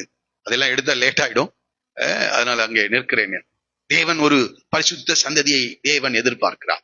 ஸ்திரீயின் வித்தாக இந்த பூமிக்குள்ளாக அவர் கடந்து வர வேண்டும் என்றால் ஒரு பரிசுத்த சந்ததி அவருக்கு தேவைப்படுகிறது. இன்றைக்கும் கூட தேவன் இறங்கி கிரியை செய்ய முடியாது, தூதர்களை அனுப்பி கிரியை செய்ய முடியாது. உங்களையும் என்னையும் தேவன் பார்க்கிறார், ஒரு பரிசுத்த ஒரு சந்ததியை பார்க்கிறார். அந்த பரிசுத்த சந்ததிக்கு தம்முடைய வார்த்தையை வெளிப்படுத்துகிறார். அந்த பரிசுத்த சந்ததியின் மூலமாக தேவன் இந்த உலகத்தோடு கூட பேச விரும்புகிறார். ஆனால் சபை என்ன செய்கிறது? சபை என்றாலே தேவனுக்காக பிரித்தெடுக்கப்பட்டவர்கள், தேவனுடைய வாசனத்தின்படி வாழ விரும்புகிறவர்கள். அவர்கள் என்ன செய்கிறார்கள் என்றால், எந்த உலகத்தை விட்டு வந்தார்களோ அந்த உலகத்தை நேசிக்க ஆரம்பிக்கிறார்கள், அந்த உலகத்தில் அன்பு கூறுகிறார்கள், அந்த உலகத்திற்கு ஒத்தவர்களாக மாறிவிடுகிறார்கள். இப்பொழுது தேவனால் அவர்களோடு கூட தொடர்பு கொள்ள முடியவில்லை. இந்த காலையில கத்தனமோடு கூட பேசுவாராக. கத்தனமோடு கூட ஒரு ஆவிக்குரிய ஒரு சந்ததிங்க. அந்த ஆவிக்குரிய சந்ததியில ஒரு தலைமுறை தேவனோடு கூட சஞ்சரித்து எடுத்துக்கொள்ளப்பட்ட தலைமுறை. ஆனால் அந்த தலைமுறையில வந்த இந்த ஜனங்கள் ஏறக்குறைய 1600 ஆண்டுகள் இந்த உலகம் உருவாக்கப்பட்ட அதை நான் உங்களுக்கு தெளிவாய் நான் அதை சொல்ல விரும்புகிறேன். இருக்கட்டும். 1656 ஆண்டுகள் ஆகியிருக்குது. எக்ஸாக்டா சொல்லணும்னா இந்த 1656 ஆண்டுகளுக்கு பிறகு நடைபெற்ற காரியம். அந்த காலகட்டத்தில் இந்த சம்பவம் நடைபெற்றிருக்கிறது. அப்போ இந்த காலங்கள் இது ஒரே நாள்ல நடைபெறுகிறது அல்ல. ஒரே நாள்ல யாரும் அவ்வளவு சீக்கிரம் சேஞ்ச் ஆகிறது இல்ல. இந்த உலகத்தை பார்த்து கொண்டே இருக்கிறார்கள். உலகத்தின் மனிதர்களுடைய நடமாட்டங்கள், அவருடைய உயர்வுகள், அவருடைய செயல்கள் எல்லாம் பார்த்து கொண்டே இருக்கும் போது, இங்க தேவனுடைய சத்தியத்தை ஜனங்கள் புரியாததினாலே உலகத்தின் ஜனங்களோடு கூட அவர்கள் நேசிக்கிறவர்களாக, அன்பு கூறுவர்களாக, அவர்களுக்கு ஒத்தவர்களாக அவர்கள் மாறிவிடுகிறார். இந்த காலையில மிகுந்த வேதனையோடு, பாரத்தோடு கூட இந்த வார்த்தைகளை நான் உங்களுக்கு சொல்கிறேன். அதுக்குதான் சத்தியத்தை புரிந்து கொள்ளணும், சத்தியத்தை ஆராய வேண்டும். அப்போ தேவன் என்ன செய்ய முடியும்? அடுத்த வசனம் பாருங்க. மனுஷனுடைய அக்கிரமம் பூமியிலே வசிங்களே பெருகினது என்றும். அப்போ கொஞ்சமாவது தேவக்குள்ள சந்ததி இருந்தது, இப்ப எல்லாம் சேர்ந்து இப்ப என்ன பெருகிறது? அக்கிரமம் பெருகினது என்று நாம் படிக்கிறோம். இப்ப 3வது வசனத்துக்கு வருவோம். அப்பொழுது கர்த்தர் என் ஆவி என்றைக்கும் மனுஷனோட போரா. அப்போ ஆவியானவர் என்ன செஞ்சிருக்கிறாரு சொல்லுங்க? போராடுகிறார். இன்றைக்கும் சபையோடு கூட தேவன் போராடுகிறார். ஜனங்களோடு கூட தேவன் தேவன் பேசலன்னு சொல்ல முடியாது. தேவனுடைய கிரியைகள் இல்லை என்று சொல்ல பரிசுத்த ஆவியானவர் போராடுகிறார். சத்தியத்தை சொல்லுகிறார், வசனத்தை சொல்லுகிறார், எச்சரிப்புகளை கொடுக்கின்றார், எச்சரிப்பான நிகழ்ச்சிகளை நம்முடைய வாழ்க்கையில கொண்டு வந்து நிறுத்துகிறார். எச்சரிப்பான நிகழ்ச்சிகளை கொண்டு வந்து நிறுத்துகிறார். வசனத்தின் மூலமாய் பேசுகிறார். ஆவியானவர் அந்த வசனத்தை ஞாபகப்படுத்துகிறார். பாவத்தை குறித்த ஒரு உணர்வை தேவன் ஏற்படுத்துகிறார். ஆனா அந்த உணர்வுக்கு, அந்த எச்சரிப்புக்கு, அந்த வார்த்தைக்கு செவி கொடாமல் போகிறார்கள் ஜனங்கள். அப்ப சொல்றாரு, 3வது வசனம் படிக்கிறேன். என் ஆவி என்றைக்கும் மனுஷனோட போராடுவதில்லை, அவன் மாம்சம் தானே, அவன் இருக்க போகிற நாட்கள் 120 வருஷம். எல்லா பரிசுத்தவான்களும் இப்படி 2 கான்ட்ரடிக்ஷன்ஸ் இருந்தாலும் எல்லா பரிசுத்தவான்களும் ஏற்றுக்கொள்கிற ஒரு காரியம் என்னன்னா, தேவன் ஒரு எல்லையை குறிப்பிடுகிறார். அவன் இருக்க போகிற நாட்கள் 120 வருஷம். நன்றாய் புரிந்து கொள்ளுங்கள். தேவன் போராடிட்டே இருக்க மாட்டாரு. தேவன் காலங்களை நீடித்து கொடுத்து கொண்டே இருக்க மாட்டார். தேவன் கிருபை உள்ளவர். ஆனால் அதற்கு ஒரு முடிவை தேவன் வைக்கிறார். எனக்கு இதை ஆராய்ந்து கொண்டிருக்கும் போதே எனக்கு ஒரு ஆவியானவர் எனக்கு ஞாபகப்படுத்தின இன்னொரு வேத பகுதியை நான் வாசிக்க விரும்புகிறேன். ஏசாயா தீர்க்கதரிசன புத்தகம் 7வது அதிகாரத்தை எடுத்துக்கொள்ளுங்கள். இஸ்ரவேல் ஜனங்கள் ஏசாயாவின் நாட்களிலே அவர்கள் தேவனை விட்டு வழிவிலக ஆரம்பிக்கிறார்கள். யூதா இஸ்ரவேல் என்று பிரிகிறது, வழிவிலக ஆரம்பிக்கிறார்கள். இந்த உசியாவின் முதல் வசனம் சொல்லுகிறது பாருங்க. உசியாவின் குமாரனாகிய யோதாமின் குமாரன் ஆகாஸ் என்கின்ற ராஜாவின் நாட்களிலே என்ன நடக்குது என்றால், ஆகாஸ் யாருன்னா யூதாவின் ராஜா. இந்த யூதாவின் ராஜாவின் நாட்களிலே இஸ்ரவேலும் அதற்கு மேல் இருக்கின்ற வடபுறத்தில் இருக்கின்ற சீரியா தேசமும் இணைந்து இந்த யூதாவின் மேல் யுத்தம் செய்ய வருகிறார்கள். அந்த சம்பவம் ரொம்ப அற்புதமான சம்பவம். 2 நாடுகளும் இஸ்ரவேலும் சீரியா தேசமும் சேர்ந்து யூதாவோடு கூட யுத்தம் செய்ய வர்றாங்க. அவங்க சொல்றாங்க என்னன்னா, கீழே நீங்க படிச்சு பாத்தீங்கன்னா 5வது வசனம் பாருங்க. நாம் யூதாவுக்கு விரோதமாக போய் அதை நெருக்கி அதை நமக்குள்ளே பங்கிட்டு கொண்டு அதற்கு தபேயாவின் குமாரனாகிய குமாரனை ராஜாவாக ஏற்படுத்தும். அப்போ இந்த உசியா, யோதாம், ஆகாஸ் எல்லாம் யாருன்னா தாவீதின் சந்ததி. தாவீதுக்கு தேவன் உடன்படிக்கை செய்து கொண்டிருக்கிறார். என்றைக்கும் ஒரு விளக்கு எரிந்து கொண்டே இருக்கும்பா. உன் சிங்காசனத்துல ஒரு சந்ததி என்ன செஞ்சுட்டே இருக்கும்? உட்கார்ந்து கொண்டே இருக்கும். ஆனா இந்த இஸ்ரவேலின் ராஜா நீங்க படிச்சு பாத்தீங்கன்னா, இந்த இஸ்ரவேலின் ராஜா தமஸ்குவின் ராஜா, சீரியாவின் ராஜாவும் 2 பேரும் சேர்ந்து, அவருடைய பெயரெல்லாம் இங்க குறிப்பிடப்பட்டிருக்கிறது. அவர்கள் 2 பேர் என்ன செய்யறாங்க? இந்த தாவீதின் சந்ததியை அழித்து விட்டு நாம் ஏற்படுத்துகிற ஒரு தலைவனை அங்கே ஏற்படுத்த வேண்டும் என்று அவர்கள் வருகிறார்கள். இப்போ ஏசாயா தீர்க்கதரிசனம் சொல்றாரு. கீழே நீங்க படிச்சு பாத்தீங்கன்னா 8வது வசனம். சீரியாவின் தலை தமஸ்குவின் தலை ரேத்சீன். இன்னும் 65 வருஷங்களிலே எப்ராயிம் ஒரு ஜனமா இராதபடிக்கு நொறுங்குண்டு. இன்னும் இஸ்ரவேலுக்கு 10 கோத்திரத்துக்கு எத்தனை தான் டைம்? 65 வருஷம் தான் இருக்குது. 65 வருடத்துக்குள்ளாக அவர்களை நான் தேசங்களிலே சிதறடிப்பேன் என்று தேவன் நியாயத்தீர்ப்பின் நாளை குறிப்பிடுகிறார். இதை நான் தாழ்மையோடு கூட அதிக பயத்தோடு கூட உங்களுக்கு சொல்லுகிறேன். நாம என்ன நினைக்கிறோம்? தொடர்ந்து நம்ம பாவம் செய்யலாம், பாவத்துல இருக்கலாம், ஆண்டவர் போராடுவார், அறிக்கை செய்வோம், திரும்பவும் தவறு செய்வோம், அப்படியே இருக்கலாம். இல்ல, நிறைய புரிந்து கொள்ளுங்கள். தேவன் போராடு, கர்த்தர் சொல்றாரு, அதைதான் நீங்க படிக்கிறோம். அப்பொழுது கர்த்தர், என் ஆவி என்றைக்கும் மனுஷனோட போராடுவதில்லை, அவன் மாம்சம் தானே, அவன் இருக்க போகிற நாட்கள் 120 வருஷம் தான். தேவன் எல்லையை அது எப்படி குடிப்பார், எப்ப குடிப்பார், அது நமக்கு தெரியாது. ஆனால் அந்த எக்ஸாக்டான டேல அந்த பனிஷ்மெண்ட் நடக்கும். எக்ஸாக்டான டே. பல முறை இதை நான் அனுபவித்திருக்கிறேன். பல காரியங்களை நான் கண்டிருக்கிறனால் இந்த வசனத்தோடு கூட ஒப்பிட்டு நான் அதை சொல்கிறேன். இது அனுபவபூர்வமாய் அறிந்ததனால் தெளிவாய் நான் சொல்லுகிறேன். தேவன் எல்லாவற்றுக்கும் நாட்களை குறிக்கிறவர். நாட்களை குறிக்கிறவர். இன்னொரு உதாரணத்தை சொல்லுகிறேன். நேபுகாத்நேச்சார் ஒரு கனவை கற்றுக் கொடுக்கின்றார். அந்த கனவுல அந்த ஒரு பெரிய மரத்தை அவன் பார்க்கிறான். அந்த மரத்தின் கிளைகள் எல்லாம் தகர்க்கப்படுகிறது, அடிமரம் மாத்திரம் வைக்கப்படுகிறது. இப்ப அந்த கனவுக்கு யாரும் அர்த்தம் சொல்ல முடியல. தானியேலை கூட்டு வர்றாங்க. தானியேல் அந்த காரியங்களை எல்லாம் புரிந்து கொண்டு சொல்கிறார், நீர் நீதியை செய்து உம்முடைய அக்கிரமத்தையும் ஏழைகளுக்கு இறங்கிய முடிய அநியாயத்தை எல்லாம் விலக்கிட்டா நீர் உம்முடைய சுகவாழ்வு இருக்கும்பா என்று சொல்லி அந்த பாவத்தையும் அக்கிரமத்தையும் அநீதியையும் அகற்றிவிடும்படி ஆலோசனை கொடுக்கின்றார். மிக சரியாக 12 மாதங்கள் கழித்து, அந்த வசனம் அப்படியே போட்டிருக்குது, 12 மாதங்கள் என்று சொல்லப்பட்டிருக்கிறது. கழித்து இந்த நியாய தீர்ப்பு எப்படி சொல்லப்பட்டதோ அதே நியாய தீர்ப்பு நேபுகாத்நேச்சாரின் மேல் வருகிறது. காலவெளியில 120 வருஷம் தேவன் நாள் குறிச்சிருவாருங்க. அவன் இருக்க போகிற நாட்கள். அன்றைக்கு ஒருவேளை ஜனங்கள் இருக்கிற காலங்கள் இதா இருக்கலாம், இன்றைக்கு நாட்களை குறிக்கிறார். கிருபையின் காலம்தான், கிருபையின் காலம். ஆனால் தேவன் கர்த்தர் சொல்கிறார், என் ஆவி என்றைக்கும் மனுஷரோட என்ன செய்கிறது இல்லை, போராடுகிறது இல்லை. சரி, இருக்கட்டும். அவன் இருக்கிற போகிற நாட்கள் என்ன, 120 வருஷம். இப்பதான் நோவாவோடு கூட பேசுகிறார். அதை தான் இந்த அதிகாரத்தின் பிற்பகுதியை கர்த்தருக்கு சித்தமானால் அடுத்த வாரங்களிலே நாம் படிப்போம். ஓகே, இருக்கட்டும்.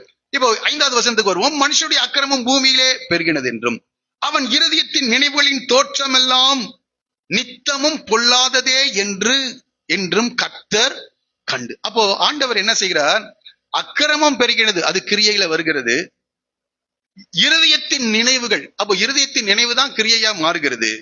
அதனுடைய தோற்றம் எல்லாம் நித்தமும் பொல்லாது என்று கர்த்தர் கண்டு. அப்போ கிரியையையும் பார்க்கிறாரு, எண்ணத்தையும் என்ன செய்கிறார், பார்க்கிறார். சகல எண்ணங்களையும் நியாயத்துல கொண்டு வந்து நிறுத்துகிறாராம். கிரியையும் பார்ப்பாரு, எண்ணங்களையும். அப்போ ரொம்ப கவனமா இருக்கணும். அதனால்தான் இந்த எண்ணங்கள் எங்க வருகிறது, இருதயத்துல வருகிறது. கிரியையில் சில எண்ணங்கள் செயல்படாமல் போகலாம், எண்ணத்துல மட்டும் இருக்கும், கிரியைக்கு வராம போகும். நன்றாய் புரிந்து கொள்ளுங்க, கிரியையை செய்ய மாட்டோம். அதனால்தான் எல்லா காவலோடும் உன் இருதயத்தை காத்துக்கொள், அதில் எடுத்து ஜீவ ஊற்று புறப்படும். எல்லா காவலோடும் காத்துக்கொள், ஜீவ ஊற்று புறப்படுங்க. இல்லைன்னா நம்முடைய நினைவுகள் வேற மாதிரி போகும். ஃபர்ஸ்ட் பிசாசு நம்மை தொடுகிறது இடம் சிந்தனை மண்டலத்தை தான், நினைவுகளை தொடுகிறான். அதுக்கப்புறம் அது மாறாது. அது ஒரு காலம் வரும்போது, அதை இப்படி சொல்லுகிறேன்,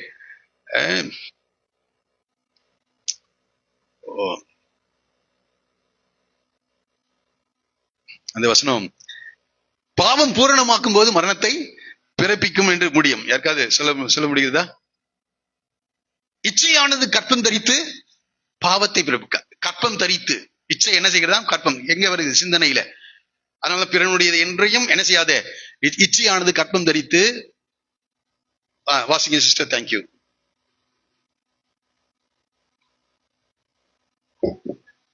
பாவம் பூரணமாகும் போது மரணத்தை பிறப்பிக்கும். இச்சை அது எண்ணங்கள்ல உருவாகிறது. நாம் அதுக்கு தொடர்ந்து தூபம் போட்டுட்டு இருப்போம்னா அது கற்பம் தரிக்கும், அப்புறம் அது பாவத்தை பிறப்பிக்கும்.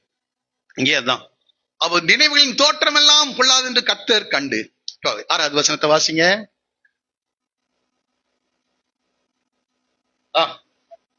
கர்த்தர் மனஸ்தாபப்பட்டார். பாருங்க, ஆண்டவர் இது நல்லது என்று கண்டு உருவாக்கின தேவன் இப்பொழுது மனஸ்தாபப்பட்டார், விசனமானார். இன்னொரு தடவை கூட கீழே நீங்க படிச்சு பாத்தீங்கன்னா அவர் பாருங்க 7வது வசனம் கடைசி சொல்லுகிறாரு, மனஸ்தாபமா இருக்கிறது என்று 3 முறை அந்த வார்த்தை வருது. தேவன் மனஸ்தாபப்பட்டாராம். தேவன் மனஸ்தாபப்பட்டார். இந்த காலை வெள்ள தேவன் மனஸ்தாபப்படுகிறார். ஆண்டவருடைய இருதயத்தை நம்மால் புரிந்து கொள்ள முடிகிறதா? தேவன் மனஸ்தாபப்பட்டார். வேதத்துல அநேக இடங்கள்ல தேவன் மனஸ்தாபப்பட்டார் இருக்கு. அதை சொல்ல விரும்புறேன். முதல்ல 1 சாமுவேல் புத்தகம் 15வது அதிகாரம் 11வது வசனம். 1 சாமுவேல் 15:11.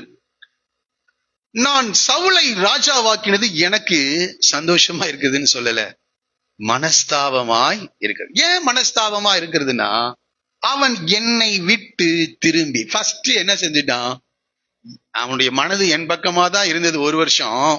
இப்போ 1 வருஷம் முடிஞ்ச உடனே மனது, இருதயம் என்னை விட்டு திரும்பி பின்வாங்குகிறான். நாம ஆண்டவரை விட்டு பின்வாங்கும் போது நம்முடைய கவனம், சிந்தனை, மனது ஆண்டவரை விட்டு பின்வாங்கும் போது தேவன் மனஸ்தாபப்படுகிறார். பாருங்க சொல்ற திரும்பி. அடுத்து 2வது, அது திரும்பின பிறகுதான் அடுத்தது சொல்றாரு, என் வார்த்தைகளை நிறைவேற்றாமல் போனான். அதனால ஆண்டவருக்கு மனஸ்தாபம். இதை கேட்ட உடனே சாமுவேல் சொல்றாரு, அப்பொழுது சாமுவேல் மனம் நொந்து ரா முழுவதும் கர்த்தரை நோக்கி. காலை வேளை தேவனை விட்டு பின்வாங்கும் போது, தேவனுடைய வார்த்தைகளை விட்டு நாம் விலகும் போது, தேவ பக்தி உள்ள சந்ததி, தேவனை உண்மையாய் தேடினவர்கள் தேவனை விட்டு பின்வாங்கும் போது தேவன் என்ன செய்கிறாருங்க, மனஸ்தாபப்படுகிறார். ஆனா இந்த இடத்துல அவர் மனஸ்தாபப்பட்டாரு. ஆனா அன்று ரா முழுவதும் சாமுவேல் அழுது கொண்டிருக்கிறான். ரா முழுவதும் சாமுவேல் அழுது கொண்டிருக்கிறார், தொடர்ந்து அழுகிறார். அன்றைக்கு அது ஒரு இன்சிடென்ட் வருகிறது. அதுக்கப்புறம் தொடர்ந்து ஏறக்குறைய பல வருடங்கள், அது சரியா கணக்கிட முடியல என்னால, எப்படி ஒரு 20-25 வருடங்களுக்கு மேலாக அழுது கொண்டிருக்கிறார். அப்பதான் 16:1 சொல்றாரு, நான் புறக்கணித்து தள்ளின சவுலுக்காக நீ எந்த மட்டும் துக்கித்துக் கொண்டிருப்பார். அப்ப தேவன் எப்ப மனஸ்தாபப்படுறாருன்னா, அவரை விட்டு நாம் பின்வாங்கும் போது, தேவனுடைய வார்த்தைகளுக்கு விரோதமாய் நாம் செயல்படும் போது தேவன் மனஸ்தாபப்படுகிறார். இன்னொரு காரியம் பாருங்க, மார்க்கு 3வது அதிகாரம். மார்க்கு 3வது அதிகாரம். அந்த இடத்துல என்ன நடக்குதுன்னா, ஆண்டவர் ஒரு இடத்துக்கு போறாரு, ஒரு ஜெபாலயத்துக்கு. அங்கே சூம்பின கையுடைய ஒரு மனிதன் அங்கே இருக்கிறான். அப்ப அங்க இருக்கிறவங்க எல்லாம் பாக்குறாங்க, இவர் அற்புதங்களை செய்கிறார், இன்றைக்கு ஓய்வு நாள், இவர் இந்த சூம்பின கையுடைய இந்த மனிதனை ஆரோக்கியமாக்குகிறாரா அல்லது குணப்படுத்துகிறாரா என்று அவர்கள் வெயிட் பண்ணிட்டு இருக்காங்க, காத்திருக்கிறார். ஏண்டா அப்படி அவர் சுகமாக்கினால் அவருக்கு விரோதமாக ஓய்வு நாளை அவர் கை கொள்ளவில்லை என்று அவரை குற்றப்படுத்தலாம் என்று காத்து கொண்டிருக்கிறார்கள். பாருங்க, அப்ப அவர் கேட்கிறாரு, எப்பா ஓய்வு நாள்ல நன்மை செய்வதா தீமை செய்வதா எது நல்லதுன்னு கேட்கிறார். எப்படி கேட்கிறாரு பாருங்க, அவங்களுடைய சிந்தனைகளை அறிந்து, ஓய்வு நாள்ல நன்மை செய்யறதா தீமை செய்ய எதுபா நல்லது அப்படின்னு கேட்க. இவர் எதுக்கு வர்றாருன்றது அவங்க நல்லா புரிஞ்சுட்டு அமைதியா இருக்காங்க. இப்போ 5வது வசனம், அவருடைய இருதய கடினத்தின் நிமித்தம் அவர் விசனப்பட்டு. இருதய கடினம், இருதய கடினம். எத்தனை வார்த்தையை சொன்னாலும் ஆண்டவர் ஓய்வு நாளுக்கு அவர் ஆண்டவரா இருக்கிறாரு. ஓய்வு நாளின் வார்த்தையை, ஓய்வு நாளின் கட்டளையை இந்த இஸ்ரவேல் ஜனங்களுக்கு கொடுத்தாரு. ஆனா ஓய்வு நாளை எப்படி ஆசரிக்கணும்னு சொல்லி கொடுத்தாரு. ஆனா இவங்க மனித கட்டளைகளினால் அந்த காரியத்தை அவர்கள் அனுசரிக்கிறார். பைபிள் ஸ்கூல் அதை தெளிவாக நான் அதை போதித்தேன், இப்பொழுது சொல்ல முடியாது. அதுல அத மனிதர்களுடைய பாரம்பரிய காரியங்கள், மனிதர்களுடைய தேவையற்ற சடங்குகளை அதுல செய்து கொண்டிருக்கிறார். ஆனா தேவன் எதிர்பார்த்த ஓய்வு அங்க இல்ல. ஓய்வு நாளுக்கு ஆண்டவர், ஓய்வு நாள் கட்டளையை கொடுத்தவருக்கு ஓய்வு நாளை மீற வேண்டிய அவசியம் இல்லை அவர். ஆனால் இவர்கள் ஓய்வு நாளுக்குள்ள செய்யத்தகாததை அவர்கள் செய்கிறார். ஒரு நாள் பயிர் வழி அவர் வந்தாராம். சீஷர்கள் கதிர்களை கொய்து என்ன செய்தாங்க, சாப்பிட ஆரம்பிச்சிட்டாங்க. அவங்களுக்கு பசி வந்துச்சு, சாப்பிட ஆரம்பிச்சிட்டாங்க. உடனே பரிசெய்யறாங்க, என்ன சொல்றாங்க, உடைய சீஷர்களை அதட்டும், அவர்கள் ஓய்வு நாளை கட்டளை என்ன செய்யறாங்க, மீறி அவங்க சாப்பிடுறாங்க கதிர்களை கொய்து. உடனே இவர் கேட்கிறாரு, தாவீதும் அவனோடு இருந்தவர்களும் செய்ததை நீங்கள் அறியவில்லையா? அவன் தேவ சமூகத்து அப்பத்தையே என்ன செஞ்சான், சாப்பிட்டான். அவர் இரக்கத்தையும் நீதியும் அவர் நேசிக்கிறவராக இருக்கிறார். அவர் இறங்குகிற தேவனா இருக்கிறார். அப்போ அங்கே ஆசாரியர்கள் இந்த தேவ சமூகத்து அப்பத்தை ஆசாரியர்கள் தான் புசிக்கணும். ஆனா அதையவே அவங்க என்ன செய்தாங்க, எடுத்து கொடுத்தாங்க. சீஷர்கள் பசிக்கு அவங்க வேலை செய்யவில்லை, பசிக்காக என்ன செய்யறாங்க, கொஞ்சம் கதிர்களை கொய்து சாப்பிட்டார்கள். அப்போ அந்த இரக்கத்தை குறித்து அவளுக்கு புரியல. அதே போலதான் இந்த இடத்துல அந்த சம்பவத்தை தொடர்ந்துதான் இந்த சம்பவமே வருகிறது. ஆகவே இங்கே சொல்லுகிறார்கள், அந்த ஓய்வு நாள் அவனை குணமாக்க கூடாது. எவ்வளவு கடினம் உள்ள இருதயம். அப்ப இருதய கடினம், தேவனுடைய வார்த்தைக்கு விரோதமாக நம்முடைய இருதயத்தை கடினப்படுத்தி கொண்டே இருக்கும் போது தேவன் மனஸ்தாபப்படுகிறவராயிருக்கிறார். 3வது ஒரு காரியம், எபேசியர் 4ஆம் அதிகாரம் 30வது வசனத்தை இப்படி படிக்கிறோம். நீங்கள் மீட்கப்படும் நாளுக்கு என்று முத்திரையாக பெற்ற பரிசுத்த ஆவியை துக்கப்படுத்தாதிருங்கள் என்று சொல்ல. துக்கப்படுத்தாதிருங்கள், பரிசுத்த ஆவியை விசனப்படுத்தாதிருங்கள், துக்கப்படுத்தாதிருங்கள். ஏன் எப்ப துக்கம் வருதான்? அடுத்த வசனம் சொல்றது, சகலவிதமான கசப்பு. சகலவிதமான கசப்பு. நம்முடைய இருதயத்துல யார் பேரிலாவது கசப்புகளை வைத்திருப்போம் என்றால், கோபம், கோபம் நன்றாய் புரிந்து கொள்ளுங்கள். பரிசுத்த ஆவியானவர் விசனப்படுகிறார். கோபம் உணர்ச்சி, அது தேவனால் ஏற்படுத்தப்பட்ட உணர்ச்சி. அதை ஆளுகை செய்ய வேண்டும், அதை ஆளுகை செய்ய வேண்டும். அந்த கோபத்தை ஆளுகை செய்யாமல் அது கட்டுக்கடங்காமல் போகும்போது கசப்பு, கோபம் அடுத்தது என்னவா மாறுது? மூர்க்கமாக மாறுகிறது. அது கூக்குரலாக மாறுகிறது. அடுத்தது அது என்னவா மாறுது? தூஷணம், தேவையற்ற வார்த்தைகளை அது பேச ஆரம்பிக்கிறது. மற்ற எந்த தூஷணமும் துர்க்குணமும் உங்களை விட்டு நீங்க இதெல்லாம் இருக்கும் போது ஆவியானவர் என்ன செய்யறார்? மனஸ்தாபப்படுறார், துக்கப்படுகிறார். ஆகவே இந்த காலை வேளை தேவன் மனஸ்தாபப்படுகிற 3 காரியங்களை சொன்னேன். தேவனை விட்டு பின்வாங்கும் போது, தேவனுடைய வார்த்தைகளை விட்டு நம்முடைய சுய இஷ்டத்தை செய்யும் போது. இரண்டாவதாக சொன்னேன் இருதய கடினம். மூன்றாவதாக சொன்னேன் இவ்விதமான துர்க்குணங்கள் நம்முடைய வாழ்க்கையில் இருக்கும்போது தேவன் மனஸ்தாபப்படுகிறவராக இருக்கிறார். சரி, இப்ப இங்க வருவோம். அப்பொழுது கர்த்தர், நான் சிருஷ்டித்த 6வது வசனம், நான் பூமியிலே மனுஷனை உண்டாக்கினதுக்காக கர்த்தர் மனஸ்தாபப்பட்டார், அது அவர் இருதயத்துக்கு விஷனமா இருந்தது. 7வது வசனம் படிக்கிறேன். அப்பொழுது கர்த்தர், நான் சிருஷ்டித்த மனுஷனை பூமியின் மேல் வைக்காமல், எவ்வளவு பனிஷ்மெண்ட், பெரிய பனிஷ்மெண்ட் கொடுக்கிறார் பாருங்க. கேபிட்டல் பனிஷ்மெண்ட் சொல்லுவாங்க, அதிகபட்ச தண்டனை. இந்த குற்றவாளிக்கு எதிராக வாதாடுகிறவர்கள் சொல்லுவாங்க, இந்த குற்றவாளிக்கு அதிகபட்ச தண்டனை நீங்க கொடுக்கணும். அப்ப அதிகபட்ச தண்டனை என்னதான்? மரண தண்டனை. இப்ப ஆண்டவர் சொல்றாரு, இந்த மனுஷனை பூமியின் மேல் வைக்காமல் என்று சொல்றார். பூமியின் மேல், இதுக்கு மேல இவனை என்ன செய்யக்கூடாது? வைக்க கூடாது. தேவன் எந்த அளவுக்கு போகிறார் பாருங்க. அதிகபட்ச தண்டனை. ஆகாபுக்கு சொல்றார், எப்பா நாபோத்தின் நிலத்தை எடுத்த, தொடர்ந்து பாகாலுடைய ஆராதனையை கொண்டு வந்துட்ட, அதிகபட்ச தண்டனையை கர்த்தர் கொடுக்கிறார். எல்லாரும் மறிக்கிறது உண்மைதான். ஆனா காலத்துக்கு முன்னாடி தேவன் சிலரை இந்த பூமியில வைத்தா பிரச்சனை ஆயிடுவான்னு சொல்லி காலத்துக்கு முன்பாக அவளை மரண தண்டனைக்குள்ளாக நடத்துகிறார். உலகத்தின் நியாயாதிபதிகள் தான் அப்படி செய்வாங்கன்னு நினைச்சிடாதீங்க. தேவன் அதை செய்கிறார். எத்தனையோ பரிசுத்தவான்கள் அல்ல, எத்தனை மனிதருடைய முடிவை குறித்து தேவன் எச்சரிக்கிறார் தெரியுமா?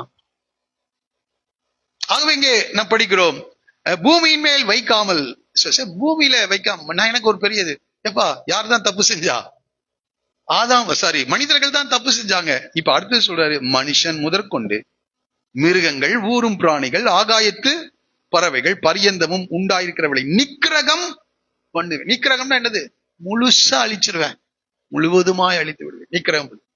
நான் அவர்களை உண்டாக்கினது எனக்கு மனஸ்தாபம். 3 முறை அந்த வார்த்தை மனஸ்தாபப்படுகிறேன், விஷனமா இருக்கிறது, மனஸ்தாபப்படுகிறேன். இந்த கால் நம்முடைய வாழ்க்கையை குறித்து தேவன் பிரியமா இருக்கிறாரா? இவர் என் நேசகுமாரன், இவர் மேல் நான் எப்படி இருக்கேன்? பிரியமா. 30 வருட வாழ்க்கையை குறித்து பிதா குமாரனை குறித்து கொடுத்த சாட்சி. இந்த கால் நம்ம வாழ்க்கை எப்படி இருக்கு? மனிதர்கள் நிதானிக்கிறது ஒரு பக்கம், மனிதர்கள் நம்முடைய செயல்கள், நம்முடைய வார்த்தைகளை வைத்து நிதானிப்பார்கள், நம்முடைய வாழ்க்கையில் நடக்கின்ற சம்பவங்களை வைத்தும் நிதானிப்பார்கள். ஆனால் தேவன் சம்பவங்களை வைத்தோ வார்த்தைகளை வைத்தோ இல்லை, அவர் கண் கண்டபடி நியாயம் தீர்க்கிறவர் இல்ல, இல்லையா? அவர் பார்த்த ஒரு காரியத்தை வைத்து நியாயம் தீர்த்துருவாங்க இன்னைக்கு உலகம். அவர் இருதயங்களை ஆராய்கிறவர். அவருக்கு அவருடைய பார்வைக்கு மறைவானவைகள் ஒன்றும் இல்லை. அவர் நம்மை குறித்து சொல்ல முடியுமா? இவர் என் நேசகுமார், இவன் மேல் நான் பிரியமா இருக்கிறேன். காலையில இது ஏதோ ஒரு கட்டுக்கதைன்னு விட்டுட்டு போயிடாதீங்க. விசேஷமாக வாலிப பிள்ளைகள், இது ஒரு நம்ம சிந்திக்கிற இந்த வேதம் கட்டுக்கதை அல்ல. அதனால்தான் இயற சொல்றேன், வருடத்தை சொல்றேன். இது சத்தியம், இது உண்மை, அதை புரிந்து கொள்ளுங்கள். இது உண்மை, நான் பேசுகிறது உண்மை, இது உண்மை, உண்மை. இப்படி எல்லாம் வாழ முடியுமா அப்படின்னு கேட்கிறாங்க. நாம் 21வது நூற்றாண்டில் வாழ்கிறோம்.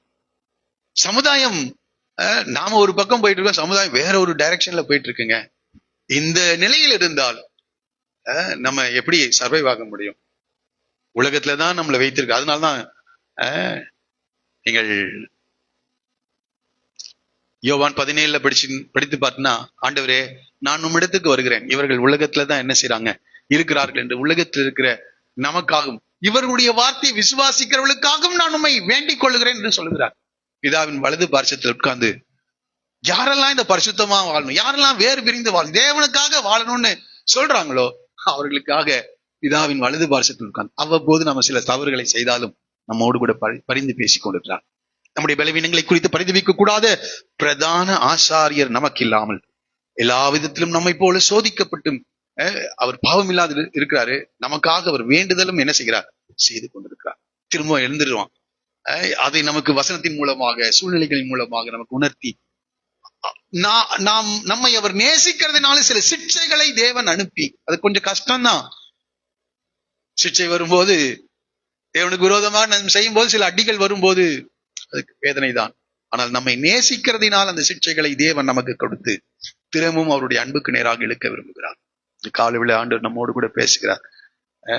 ஒரு பெரிய திரள் கூட்டத்துக்கு இந்த செய்தியை நம்ம சொல்ல முடியாமல் இருக்கலாம், அதை பத்தி பரவாயில்ல. உனக்கு கர்த்தர் இந்த காலையில் சொல்லுகிறார். அவர் மனஸ்தாபப்படுறாரா அல்லது உன் பேரில் களிகூர்ந்து மகிழ்கிறாரா? களிகூர்ந்து மகிழ்கிறாரா? தேவ தூதர்களுக்கு முன்பாக நாம் ஆண்டவருக்கு பிரியமான ஒரு காரியத்தை செய்யும் போது பரலோகம் களி கூறும். சொல்லுவோமா? ஆமா. அது திரள் கூட்டத்திற்கு எதிராக இருக்கலாம். ஸ்தேவான் அந்த திரள் கூட்டத்துக்கு எதிராக தனி ஒரு மனிதனாக நின்றான். தேவனுடைய சத்தியத்தை, இயேசு யார் என்பதை அவன் அறிந்து அதை அறிக்கை செய்கிறான். திரள் கூட்டம் அதை எதிர்க்கிறது. அந்த திரள் கூட்டம் அவனுக்கு செய்த காரியம், கல் எறிந்து கொள்ளுகிறார்கள். அவன் கற்கள் வரும்போது அவன் சொல்றான், அவருடைய ஆவிக்குரிய கண்கள் திறக்கிறது, பரலோகத்தின் காட்சியை பார்க்கிறான். அவனுடைய பரலோகத்துல ஆண்டவர் எழுந்து நின்று அவனை வரவேற்கிறார். உலகம் கற்களை எறிந்து கொண்டிருக்கிறது. உலகம் கற்களை எறியும், பரலோகம் களி கூறும். உலகத்துல கொஞ்ச காலம் தான் நம்ம வாழ போறோம்.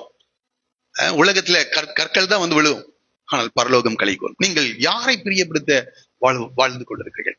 ஏதோ ஒரு உணர்ச்சி வசப்பட்டு நான் இந்த பிரசங்கத்தை எல்லாம் செய்யல, உண்மையா நான் அறிந்திருக்கிறேன். இந்த கேட்கும் போது உணர்ச்சி வசப்படுத்தணுன்றதுக்காக அல்ல, சத்தியத்தை கர்த்தரின் கண்களை திறந்ததினால் இந்த வார்த்தைகளை பேசுகிறேன்.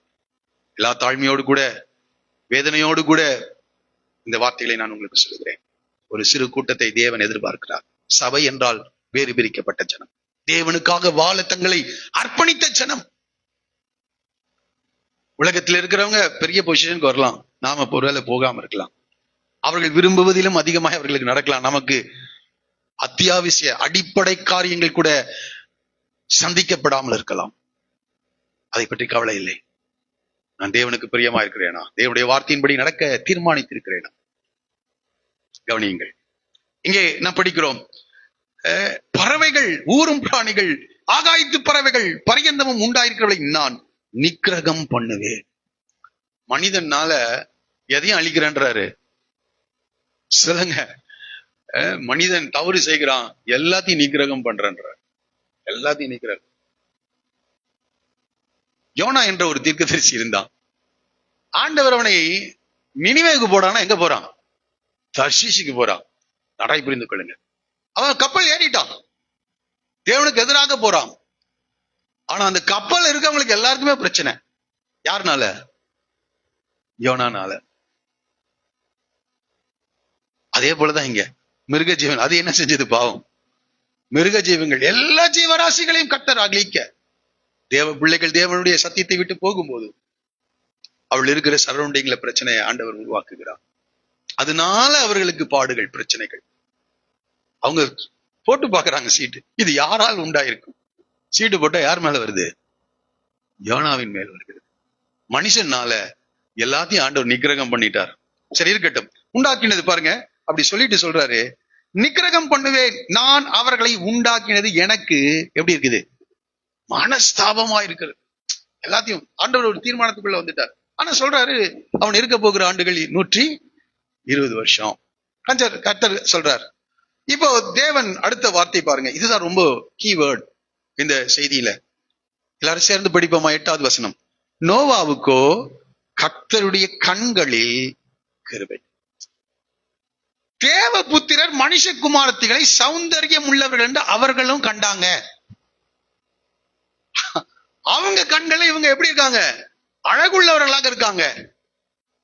இங்க நோவாவுக்கு கர்த்தருடைய கண், கர்த்தருடைய கண். இன்னைக்கு உலகத்தின் கண்களில் நாம் அழகுள்ளவர்களாக, சிறப்பானவர்களாக, அந்தஸ்துள்ளவர்களாக, பெரிய மனிதர்களாக காணப்பட வேண்டும் என்று விரும்புகிறோமா? அல்லது தேவனுடைய கண்களில் எனக்கு கிருபைகள்? இதுதாங்க இந்த செய்தியினுடைய 2 காரியம். அவர்களும் கண்டாங்க, தேவனும் கண்டார். யாருடைய பார்வையில் இருக்கிறோம்? இன்றைக்கு அநேக ஜனங்கள், அநேக விசுவாசிகளும் கூட வேதனையோடு சொல்லுகிறேன், உலகத்தின் பார்வையிலே சிறப்பானவர்களாக மாற வேண்டும். அதான் இந்த ஆரம்பத்திலிருந்து இது முடிவு. இந்த வசனம் தான் கீ. கர்த்தருடைய கண்கள். இவன் ஒரே ஒருத்தன் தாங்க இருக்கான், ஒரே ஒருத்தன் தான். கொஞ்சம் யோசிச்சு பாருங்க. நான் இதை யோசிக்க ஆரம்பித்தேன். அநேக மனுஷகுமாரத்திகள் இருக்காங்க, இவங்க அழகுள்ளவர்களாக இருக்காங்க. இவங்க ஏதோ தவறை தேவபுத்திரரோடு கூட பிரச்சனை பண்ணிட்டாங்க எல்லாரும். இப்ப இவர்களுக்கு 3 பிள்ளைகள் பிறக்கிறாங்க. யாருக்கு? இந்த நோவாவுக்கு. Same, com, யாப்பேத். இப்ப தேவனுடைய திட்டம் என்ன? ஸ்திரீயின் வித்தாக அவர் வரணும். ஏன் ஜலப்பிரளயத்தினால் அழிச்சான்றது சொல்ல வர்றேன். இப்ப ஸ்திரீயின் வித்தாக அவர் வர வேண்டும். எனக்கு ஒரே ஆச்சரியம், இந்த நோவா இந்த தேவபுத்திரரால் கரைப்படாத இந்த பெண்களை எப்படி கண்டுபிடிச்சான்? இது என்னுடைய எண்ணங்கள். எப்படிங்க கண்டுபிடிச்சிருவான்? எல்லாமே கரைப்பட்டு போயிட்டு இருக்குது எல்லாமே. இப்போ இதை தடுத்து நிறுத்தணும்னா இந்த நோவாவுக்கும் அவருடைய குடும்பத்தையும் பாதுகாத்தாதான் சேமுடைய சந்ததியில யார் வர முடியும்? இயேசு வெளிப்பட முடியும். எல்லாமே கரைப்பட்டு போயிருக்கு. அதுதாங்க நான் இன்றைக்கு காலையில எழுந்த உடனே கர்த்தர் எனக்கு இந்த சிந்தனை கொடுத்தார். இவனுக்கு எப்படி பொண்ணை தேடுறது? அதான் ஒரே ஒரு வார்த்தை, நோவாவுக்கோ கர்த்தருடைய கண்களில் கிருபை கிடைத்தது. எல்லாம் சீர்கெட்டு போயிருக்கிறது, எல்லாம் அழிந்து போயிருக்கிறது. ஆனால் நோவா தேவனை விசுவாசித்தான். நோவா தேவனை விசுவாசித்தான். இப்போ எபிரேயர் எழுதின நிருபம் 11வது அதிகாரத்தை எடுத்துக்கொள்வோம். 7வது வசனம். விசுவாசத்தினாலே நோவா தற்காலத்தில் காணாதவைகளை குறித்து தேவ எச்சரிப்பு பெற்று, அவனுக்கு இந்த எச்சரிப்பு எப்படி வந்திருக்கும்? இந்த ஏனோக்கின் மூலமாக 2 விதமான எச்சரிப்பு, 2 விதமான காரியம். பயபக்தி உள்ளவனாகி, இதுதாங்க நம்ம செய்ய வேண்டிய காரியம். நம்மால் முடியாது, நம்மால் குடும்பங்களை கட்ட நம்மால் முடியாது. இந்த காலையில் அநேகரோடு கூட கர்த்தர் பேசுகிறார். நீ தேவ பக்தி உள்ளவனாய் வாழ உன்னை அர்ப்பணிப்பாய் என்றால், இந்த நோவாவுடைய பிள்ளைகளுக்கு கரைபடாத பிள்ளைகளை கொடுத்தது போல, வாழ்க்கை துணையை கொடுத்தது போல உனக்கும் கர்த்தர் கொடுக்க அவர் உண்மை உள்ளவர். ஆனால் தீர்மானம் 100% இருக்கணும். தீர்மானம். ஏன்னா தேவன் தான் இதை பார்க்கிறார். எனக்கு அதுதான், எல்லாமே மனுஷகுமாரத்தில் சௌந்தரியம் என்று கண்டு அங்க எல்லாம் அந்த சந்ததி முழுவதும் கரப்டான ஒரு சந்ததியா மாறிடுச்சு. ஆனா நோவா கர்த்தருடைய கண்கள். ஏன்னா நோவா விசுவாசம், அவன் பயபக்தி உள்ளவனா, தேவ எச்சரிப்பை பெற்றாங்க, பரிசுத்தமா வாழ ஒப்பு கொடுத்தான். கர்த்தர் அவனுக்காக ஒரு கிரியை செய்தார். அவனுக்காக ஒரு சொல்லுவோமா? இந்த சத்தியத்தை புரிந்தவங்க ஒரு கரங்களை உயர்த்தி கர்த்தரை மகிமைப்படுத்துவோமா? ஹல்லேலூயா. இன்றைக்கு தேவன் கிரியை செய்ய வல்லவர். இந்த உலகத்தை சுற்றிலும் பார்க்கும்போது, நடைபெறுகிற காரியங்களை பார்க்கும்போது அதைரியமான காரியங்கள் நம்முடைய சிந்தையிலும் வருகிறது. ஆனால் எந்த ஒரு மனிதன் தேவனுக்காகவே வாழ தன்னை அர்ப்பணிக்கின்றானோ அவனுக்காக தேவன் எழும்பி கிரியை செய்ய வல்லவர். அதான் நான் சொல்றேன், எந்த சூழ்நிலையா இருந்தாலும் ஆபிரகாமை பார்த்து சொல்ல, நான் சர்வ வல்லமையுள்ள கர்த்தர், நான் சர்வ வல்லமையுள்ள கர்த்தர். எலியா சொல்கிறார், ஆண்டவரே எல்லாரும் பாகால ஆராதிக்க போயிட்டாங்கப்பா, நான் ஒருவன் மாத்திரம் தப்பி இருக்கிறேன். எத்தனை பேர் இருக்கேன்? நானே ஒரே ஒரு ஆள் தான் இருக்கேன். ஆண்டவர் சொல்றாரு, பாகாலுக்கு முன்பாக முழங்கால் படியிடாத 7000 பேரை நான் என்ன செய்திருக்கிறேன்? வீதியாக வைத்திருக்கிறேன்.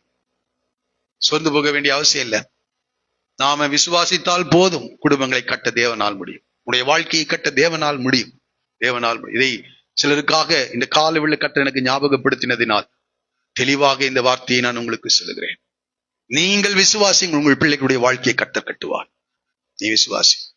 பிள்ளைகளுக்கு நான் சொல்லுகிறேன், அப்பா அம்மா விசுவாசிக்கிறாங்க, நான் தேவனை விட்டு பின்வாங்கினாலும் அது நடக்கும்னு நினைக்காத. தகப்பனுடைய ஆத்துமா வேறு, மகனுடைய ஆத்துமா வேறு. அவர்கள் நிமித்தம் உன்மேல் கிருபை பாராட்டுவார். ஆனால் நீ வழி விலகும் போது தேவன் ஒன்று செய்ய முடியாது. தேவன் ஒன்று செய்ய முடியாது. அவர்கள் உங்களுக்கு நன்மை செய்ய விரும்புகிறார்கள். ஆனால் நாம தேவனுடைய வாழ்க்கை வசனத்துல நிலைத்திருந்தாதான் தேவனுடைய ஆசீர்வாதத்தை பெற்றுக்கொள்ளும். நோவாவுக்கோ கர்த்தருடைய கண்களில் என்ன கிடைச்சதான்? கிருபை கிடைத்தது. கிருபை எல்லாரையும் அழிக்கிறாருங்க. ஆனா ஒரு நீதிமான், 10 நீதிமான்கள் இருந்து அழிச்சிருக்கவே மாட்டாரு. ஏன்னா ஆபிரகாம் கிட்ட சொல்றாரு, சோதோம் குமார்ல நான் 10 நீதிமான்கள் இருந்தா என்ன செய்ய மாட்டேன், அழிக்க. 10 நீதிமான்கள் கூட இல்லைங்க. யார்தான் இருக்கா? ஒரே நீதிமான். அவன் வேற ஒன்னும் செய்யல. நீதிமான் ஆகிறதுக்கு பலி செலுத்தல, வேற நியாயப்பிரமாணத்தின் கிரியைகள். ஏன்னா நியாயப்பிரமாணமே கொடுக்கலையே. ஒரே ஒரு தேவனை விசுவாசித்தான். தேவனை விசுவாசம். அதான் இங்க என்ன படிக்கிறோம், விசுவாசத்தினாலே. எபிரேயர் 11:7. ஃபர்ஸ்ட் ஒரே தேவனை விசுவாசம். இப்ப நான் சொல்ல விரும்புகிறேன், விசுவாசம் அப்படின்னா எல்லாருக்குமே விசுவாசம் இருக்குதுங்க. உலகத்தான் கூட இயேசுவை விசுவாசிக்கிறான். அவர் தேவன் நான் விசுவாசிக்கிறேன். ஆனா பாவ காரியங்களை விட்டு விடவில்லை, விக்கிரக ஆராதனை விட்டு விலகி வரல. விசுவாசி அதுவல்ல விசுவாசம். ஒரு செய்தியை கேட்கும் போது உணர்ச்சி வசப்படுகிறது விசுவாசம் அல்ல. நன்றாய் புரிந்து கொள்ளுங்க, அதெல்லாம் விசுவாசம் அல்ல. ஒரே ஒரு வார்த்தையை சொல்லுகிறேன். மத்தேயு 13:23 இப்படி படிக்கிறோம். 13:23. நல்ல நிலத்தில் விதைக்கப்பட்டவனோ வசனத்தை கேட்கிறவனும். அடுத்தது வசனத்தை எல்லாரும் கேட்கிறாங்க. 2வது காரியம், உணர்கிறவனுமா இருந்து. வசனத்தை என்ன செய்யணும்? உணரணும். இது சத்தியம்னு உணரணும், இது உண்மைன்னு உணரணும். அதுக்குதான் இவ்வளவு உதாரணங்களை சொல்லுகிறோம், இவ்வளவு வசனத்தை எடுத்து காட்டுகிறோம், உலகத்தோடு கூட அதை ஒப்பிட்டு காட்டுகிறோம். உணர்கிறவனுமா இருந்து. அடுத்தது என்ன செய்யறானா? 100ஆகவும் 60ஆகவும் 30ஆகவும் பலன் தருவான் என்றார். பலன் தருவான். இப்ப வசனத்தை நம்ம அறியும் போது, அதை உணரும் போது நாம் பலன் தருகிறவளா, கிரியை செய்கிறவளா, வசனத்தின் அடிப்படையில கிரியை செய்கிறவளாய் மாறும். பாருங்க, யாக்கோபின் நிருபம் 2ஆம் அதிகாரம் 26வது வசனம். யாக்கோபு 2. அப்படியே ஆவி இல்லாத சரீரம் செத்ததா இருக்கிறது போல கிரியைகள் இல்லாத விசுவாசம் செத்ததாயிரும். அப்ப விசுவாசம் இருந்தால் நம்முடைய விசுவாசத்தை தேவனுடைய வார்த்தைகளை செயல்படுத்துவதன் மூலமாக, கிரியைகளின் மூலமாக நான் அதை வெளிப்படுத்துவேன். ஆகவே இந்த காரியம் திருமண உறவை மாத்திரம் நான் இங்கே குறிப்பிடவில்லை. இந்த உலகத்துல நம்ம கர்த்தர் வாழ வைத்திருக்கிறார். உலகத்துக்கு ஒத்தருளாக நாம வாழக்கூடாது. உலகம் சொல்லும் நம்மள, நாம 21வது நூற்றாண்டுல இருக்கோம்பா, இப்படி இருந்தா நம்ம வாழ முடியாது அப்படின்னு தான் சொல்லும். ஆனால் இங்கே ஒரு மனுஷன் வாழ்ந்து காட்டியிருக்கான். அவன் வேற யாரும் இல்ல. எனக்கு அதை படித்த போது ரொம்ப ஆச்சரியமா, அவனை ஊக்குவிக்க ஒருத்தரும் இல்லைங்க. அவனுக்கு வசனத்தை சொல்றதுக்கு ஒருத்தன் இல்ல, நியாயப்பிரமாணமும் இல்ல. ஒரே ஒரு காரியம், ஏனோக்க பார்த்துட்டான். யாரை பார்த்துட்டான்? அதனால்தான் வார்த்தைகளை விட வாழ்க்கை அதிக சத்தமாய் பேசும். ஏனோக்க பார்த்துட்டான்.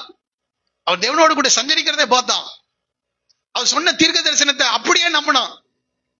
அப்படியே அது எழுதி கூட வச்சுட்டு, அவன் நோவாவின் மூலமா தான் அது மோசேக்கு கடத்தப்பட்டிருக்கும். அதை அப்படியே எழுதி வச்சு பாதுகாத்து வைக்கிறான் நோவா. 2 எச்சரிக்கை. ஒன்று நித்திய அழிவை குறித்து, இன்னொன்று உடனடியாக நடக்க போகிற ஜலப்பிரளயத்தை குறித்து. அதனால்தான் அவன் பேரை என்ன செஞ்சு வச்சிருக்கான்? மெத்துசலான்னு வச்சிருக்கான். இவன் மரிக்கும் போது அது நடக்கும். நம்ம வைப்போமா பேரை? எவ்வளவு விசுவாசம் இருந்தா அந்த பேரை வைக்க முடியும்? நான் சொல்றது புரியுதா? நாம நல்ல பெயர்களை வைக்கிறோங்க, நல்ல பெயரை, அவர்களை போல இவர்கள் இருக்கட்டும் என்று பரிசுத்தவானுடைய பெயர்களை எல்லாம் நம்ம வைக்கிறோம். இவன் என்னன்னு வைக்கிறான்? இவன் மரிக்கும் போது அது நடக்கும்னு யாராவது வைப்போமா? நம்ம அந்த தீர்க்க தரிசனத்துல ஏனோக்கு கொடுத்த அந்த வார்த்தை அவன் எவ்வளவு நம்பறான் பாருங்க. நம்மள இருந்தா அது இந்த அறைக்குள்ள இருக்கும்போது நம்புவோம், அறைக்கு வெளியே நம்புவோம். எதிரான சூழ்நிலைகள் வரும்போது அது என்னமோ அப்படின்னு விட்டுருவோம். ஆனா தன்னுடைய பெற்ற பிள்ளைக்கு கர்த்தர் கொடுத்த வெளிப்பாட்டை பேரா வைக்கிறான். நான் அதை இப்படி புரிந்து கொள்கிறேன். இந்த மெத்துசலா உலகத்துக்குள்ள போயிருப்பான். உலகத்துக்குள்ள போனோம்னா என்னன்னு கூப்பிட்டு இருப்பாங்க அவன் மரிக்கும் போது அது நடக்கும், இங்க வா. அவன் என்னடா உங்க அப்பா எப்படி பேர் வச்சிருக்கான்னு தான் கேட்டிருப்பான். என்னடா பேரு? ஒருவேளை அன்றைக்கு ஸ்கூல் இருந்துச்சுன்னா ஸ்கூலுக்கு போயிருப்பான். எல்லாம் அட்டெண்டன்ஸ் சொல்லும் போது இவன் பேர் என்னன்னு சொல்லுவாங்க. அது மறிக்கும் போது நம்ம தமிழ்ல சொல்லிட்டு இருக்கேன் புரியுறதுக்காக. எல்லா பிள்ளைகளும் என்ன செஞ்சிருப்பாங்க சொல்லுங்க? சிரிச்சிருப்பாங்க. தேவன் செய்தியை உலகத்துக்குள் எப்படி வேணா அனுப்புவாரு. உலகத்துக்குள் 969 வருஷம் வரைக்கும் அவனுக்கு உயிரோட வைக்க வைக்கிறாரு, வாழ வைக்கிறாரு. எல்லாரும் கேட்டுக்கும். இவன் மறிச்சான்னா அது நடக்கும். அப்போ இந்த செய்தி ஏனோக்கு சொன்ன தீர்க்க தரிசனம் எல்லாருக்கும் போயிருக்குமா? இன்னைக்கு போயிருக்குதா? போகுது, எல்லாருக்கும் போகுது. வாரந்தோறும் இதை பிரசங்கிக்கிறோம், நமக்கும் வருது. தேவன் செய்தி எப்படி வேணா அனுப்புவார். அதுக்குதான் பேர் வைடான்றார். ஏசையா கிட்ட சொல்றார், 2 பிள்ளைகளை கொடுத்து, உங்களுக்கு தெரியும் நினைக்கிறேன், அந்த 2 பிள்ளைகளுக்கு என்னன்னு பேர் வையே. அந்த வார்த்தைகள் நீங்க வீட்டுல போய் படித்துக் கொள்ளுங்க. ஞாபகத்துக்கு வரல அது சரியா, அதனால சொல்ல விரும்பல. தீர்க்கதரிசிகளுக்கு அதெல்லாம் சொல்லுவார் ஆட்டிருக்கு. இப்படி பேர் வைடா. யாருமே வைக்க மாட்டான். மாகேர், சாலால், அஸ்பாஸ்னு பேர் வைக்க சொல்ற. அது அதனுடைய அர்த்தம் பாத்தீங்கன்னா இப்படி எல்லாமே பேர் வைக்கிறது. இன்னைக்கு எல்லாம் வேற வேற நிலையில இருக்கும்போது பேர் வைக்கிறாங்க பாரு. ஏனோக்கு செய்தியை கடத்துறார். 969 வருடம் வரைக்கும் இந்த செய்தி உலகத்திற்குள் கடந்து செல்லுகிறது. எல்லாரும் சிரிச்சிருப்பாங்கங்க. எல்லாரும் இன்றைக்கு சிரிக்கிறது போல எல்லாரும் என்ன செஞ்சிருப்பாங்க, அந்த பையனை பார்த்து சிரிச்சுட்டே இருந்திருப்பாங்க. அவர் வளர்ந்து வரும்போது சிரிச்சிருப்பாங்க. அப்ப அவர்கிட்ட கேட்டிருப்பாங்க, கண்டிப்பா கேட்டிருப்பாங்க, புதுசா இருக்கவங்க கேட்டிருப்பாங்க, ஏன்பா உங்க அப்பா ஏன் இப்படி பேர் வச்சார்? அப்ப அவன் செய்தியை சொல்லியிருப்பான். எங்க அப்பா தேவனோடு நடந்த மனுஷங்க. 65 வயதாக இருக்கும்போது ஒரு தரிசனத்தை அவருக்கு கொடுத்தார், ஒரு வெளிப்பாட்டை கொடுத்தார். அந்த வெளிப்பாட்டுக்கு பிறகு தேவனோடு நடக்க ஆரம்பிச்சாங்க. அந்த வருஷத்துல நான் பிறந்தேன்னா அந்த வெளிப்பாட்டை அப்படியே என்ன செஞ்சிட்டாரு, எனக்கு பேரா வச்சுட்டார். யார் அதை நம்புவா? யாராவது நம்புவாங்களா? யாருமே நம்பல. லாமேக்கு நம்பினார்னா கூட எனக்கு தெரியல. நம்ம திரும்பி படிக்க போறோம். இந்த மெத்துசலா மரித்த அதே நாளிலே ஜலப்பிரளயம் வருகிறது. எக்ஸாக்டா ஜலப்பிரளயம் வருகிறது. தேவன் நாள், நேரம், சூழ்நிலை எல்லாவற்றையும் அப்படியே செய்கிறவர். மறந்துடாதீங்க. எக்ஸாக்ட் டே. அவர் காலங்களுக்கு அப்பாற்பட்டவர். ஆனால் இந்த பூமி காலங்களுக்கு உட்படுத்தி இருக்கிறார். அவர் காலங்களை குறித்தார் என்றால் மிகச் சரியாக அதை நிறைவேற்றவர். அவரை பார்க்க முடியாது, அவரை பார்க்க முடியாது, அவரை உணரதான் முடியும். ஆனா அவருடைய செயல்களை அறிந்து கொள்ள முடியும். காலவில் உங்களை பார்த்து சொல்கிறேன், நோவா விசுவாசித்தான். நோவா இன்றைக்கு அதான் செய்தி. 2 பேருடைய கண்கள், உலகத்தின் ஜனங்களுடைய பார்வை, உலகத்தின் ஜனங்களுடைய பார்வை, தேவனுடைய பார்வை. எல்லாருக்கும் தெரிந்த வசனம் தான். 1 பேதுருவின் நிருபம் 3ஆம் அதிகாரம் 3-4 வசனங்கள்.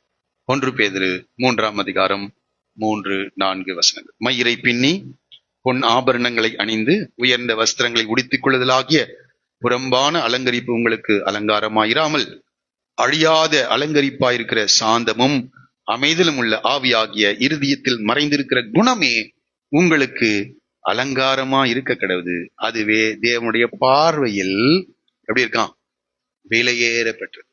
அதுக்காக எல்லாத்தையும் கழட்டி போட்டுருங்க நான் சொல்ல வரல. இங்க நான் சொல்லுகிற காரியம் தேவனுடைய பார்வையில் விலையேற பெற்றுள்ளாய் பாருங்க.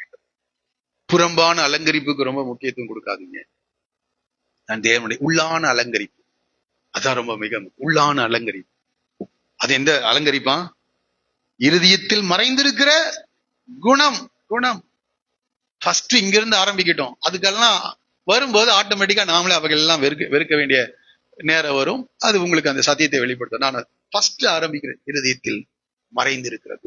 பரிசுத்தத்தை விரும்புங்க, தாழ்மையை விரும்புங்க, நம்மளை எக்ஸ்போஸ் பண்ற விரும்பாதீங்க. இவர்கள் இந்த மனுஷகுமார்த்திகள் இந்த தேவ புத்திரருடைய கண்களிலே அவங்க எக்ஸ்போஸ் ஆறாங்க. அங்கதான் பிரச்சனையே வருது. ஆகவே இந்த காலை வேளையிலே என்னுடைய செய்தியை நான் நிறைவு செய்ய நான் விரும்புகிறேன். நோவாவுக்கோ கர்த்தருடைய கண்களிலே கிருபை கிடைத்தது. இன்னொருத்தருக்கு கர்த்தருடைய மனுஷருடைய தேவ புத்திரருடைய கண்கள். அவன் யாருன்னு தெரியல. அவங்க கண்கள் யாருடைய கண்கள்? எல்லாருடைய கண்களும் பார்த்து கொண்டே இருக்குது. யாருக்கு பிரியமானபடி வாழ்ந்து, கர்த்தருக்கு பிரியமானபடி வாழ்ந்தா நோவாவுக்கும் அவனுடைய சந்ததியும் தொடர்ந்து இந்த பூமியிலே வாழ உதவி செய்கிறார். ஆனால் இவர்கள் மனுஷ தேவ புத்திரருடைய கண்கள்ல அவங்களுக்கு அவங்க பார்வை பட்டுச்சு. என்ன ஆச்சுன்னு அடுத்த அதிகாரத்துல எல்லாவற்றையும் விக்கிரகம் பண்ணிட்டான். எல்லாம் லோத்தை நாம் அறிந்திருக்கிறோம். உலகத்தை நேசித்தான், உலகத்தில் அன்பு கூர்ந்தான், உலகத்துக்கு ஒத்தவனா மாறினான். கடைசியில எல்லாவற்றையும் இழந்துட்டான். நிறைவுள்ளவனாய் போனான், ஒன்னத்தையும் கொண்டு வரல. மனைவியும் இழந்துட்டான், 2 பிள்ளைகளை மாத்திரம் பிடித்து கொண்டு வருகிறான். ஒரு துன்மார்க்கமான ஒரு சந்ததி உருவாகும். காலை வெள்ளத்தில் ஆராதனைக்கு நேராக நாம் இப்பொழுது கடந்து செல்ல போறோம். நோவாவுக்கோ கர்த்தருடைய கண்களிலே கிருபை கிடைத்தது. ஆகவே இங்கே நம் இந்த செய்தியினுடைய தலைப்பு சொன்ன மனிதனின் அக்கிரமத்திற்கான தேவனுடைய பதில். அந்த அக்கிரமம் ஜாஸ்தி ஆயிட்டு இருக்கும்போது ஆண்டவர் ஒரு எச்சரிப்பை, ஒரு வார்னிங்கை கொடுக்கிறாரு. அதுக்கும் மேல இது பண்ணும்போது நியாய தீர்ப்பை அவருடைய கரம் எழுதுகிறது. அதான் தானியேல் தீர்க்கதரிசனத்தில் ஒரு கையுறுப்பு தோன்றி மெனே மெனே தெக்கேல் உபாசின் என்று எழுதினது. நீ தராசிலே நிறுத்தப்பட்டு நீ குறைவுள்ளவனாய் காணப்படுகிறாய். ஆகவே நாம ரொம்ப பயபக்தியோடு கூட நாம வாழ்வோம். இந்த ஆதியாகமத்தை இப்படி நடத்தணும்னு நான் எதிர்பார்க்கவே இல்லை. ஒவ்வொரு நாளும் இதை படிக்கும் போது கர்த்தர் இந்த எண்ணங்களை கொடுக்கிறதற்காக ஆண்டவருக்கு நன்றி செலுத்துகிறேன்.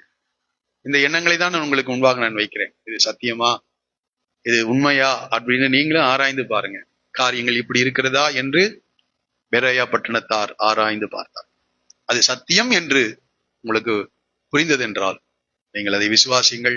அது உங்களுக்குள் கிரியை செய்யட்டும். கிரியையில வரைக்கும் போகணும். விசுவாசிட்டு அறையை விட்டு தாண்டின பிறகு விட்டுட்டு போறதுனால எந்த ஒரு பிரயோஜனமும் இல்லை. ஆகவே கர்த்தர் இந்த வார்த்தைகளினால் நம்மை ஆசீர்வதிப்பாராக. சொல்ல வலியுறுத்துகிற ஒரே காரியம், நான் தேவனுடைய கண்களில் இரக்கம் பெற வேண்டும்.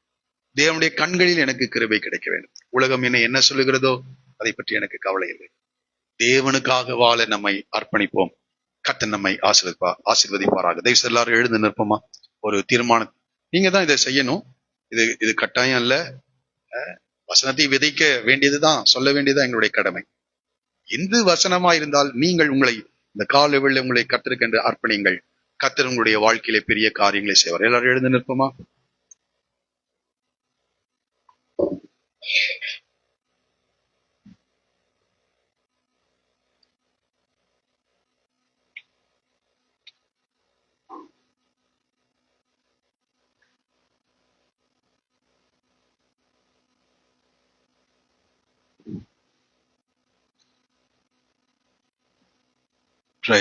கண்களை மூடி, யாருடைய கண்களிலே உங்களுக்கு இரக்கம் தயவு வேண்டும்? என் ஆவி என்றைக்கும்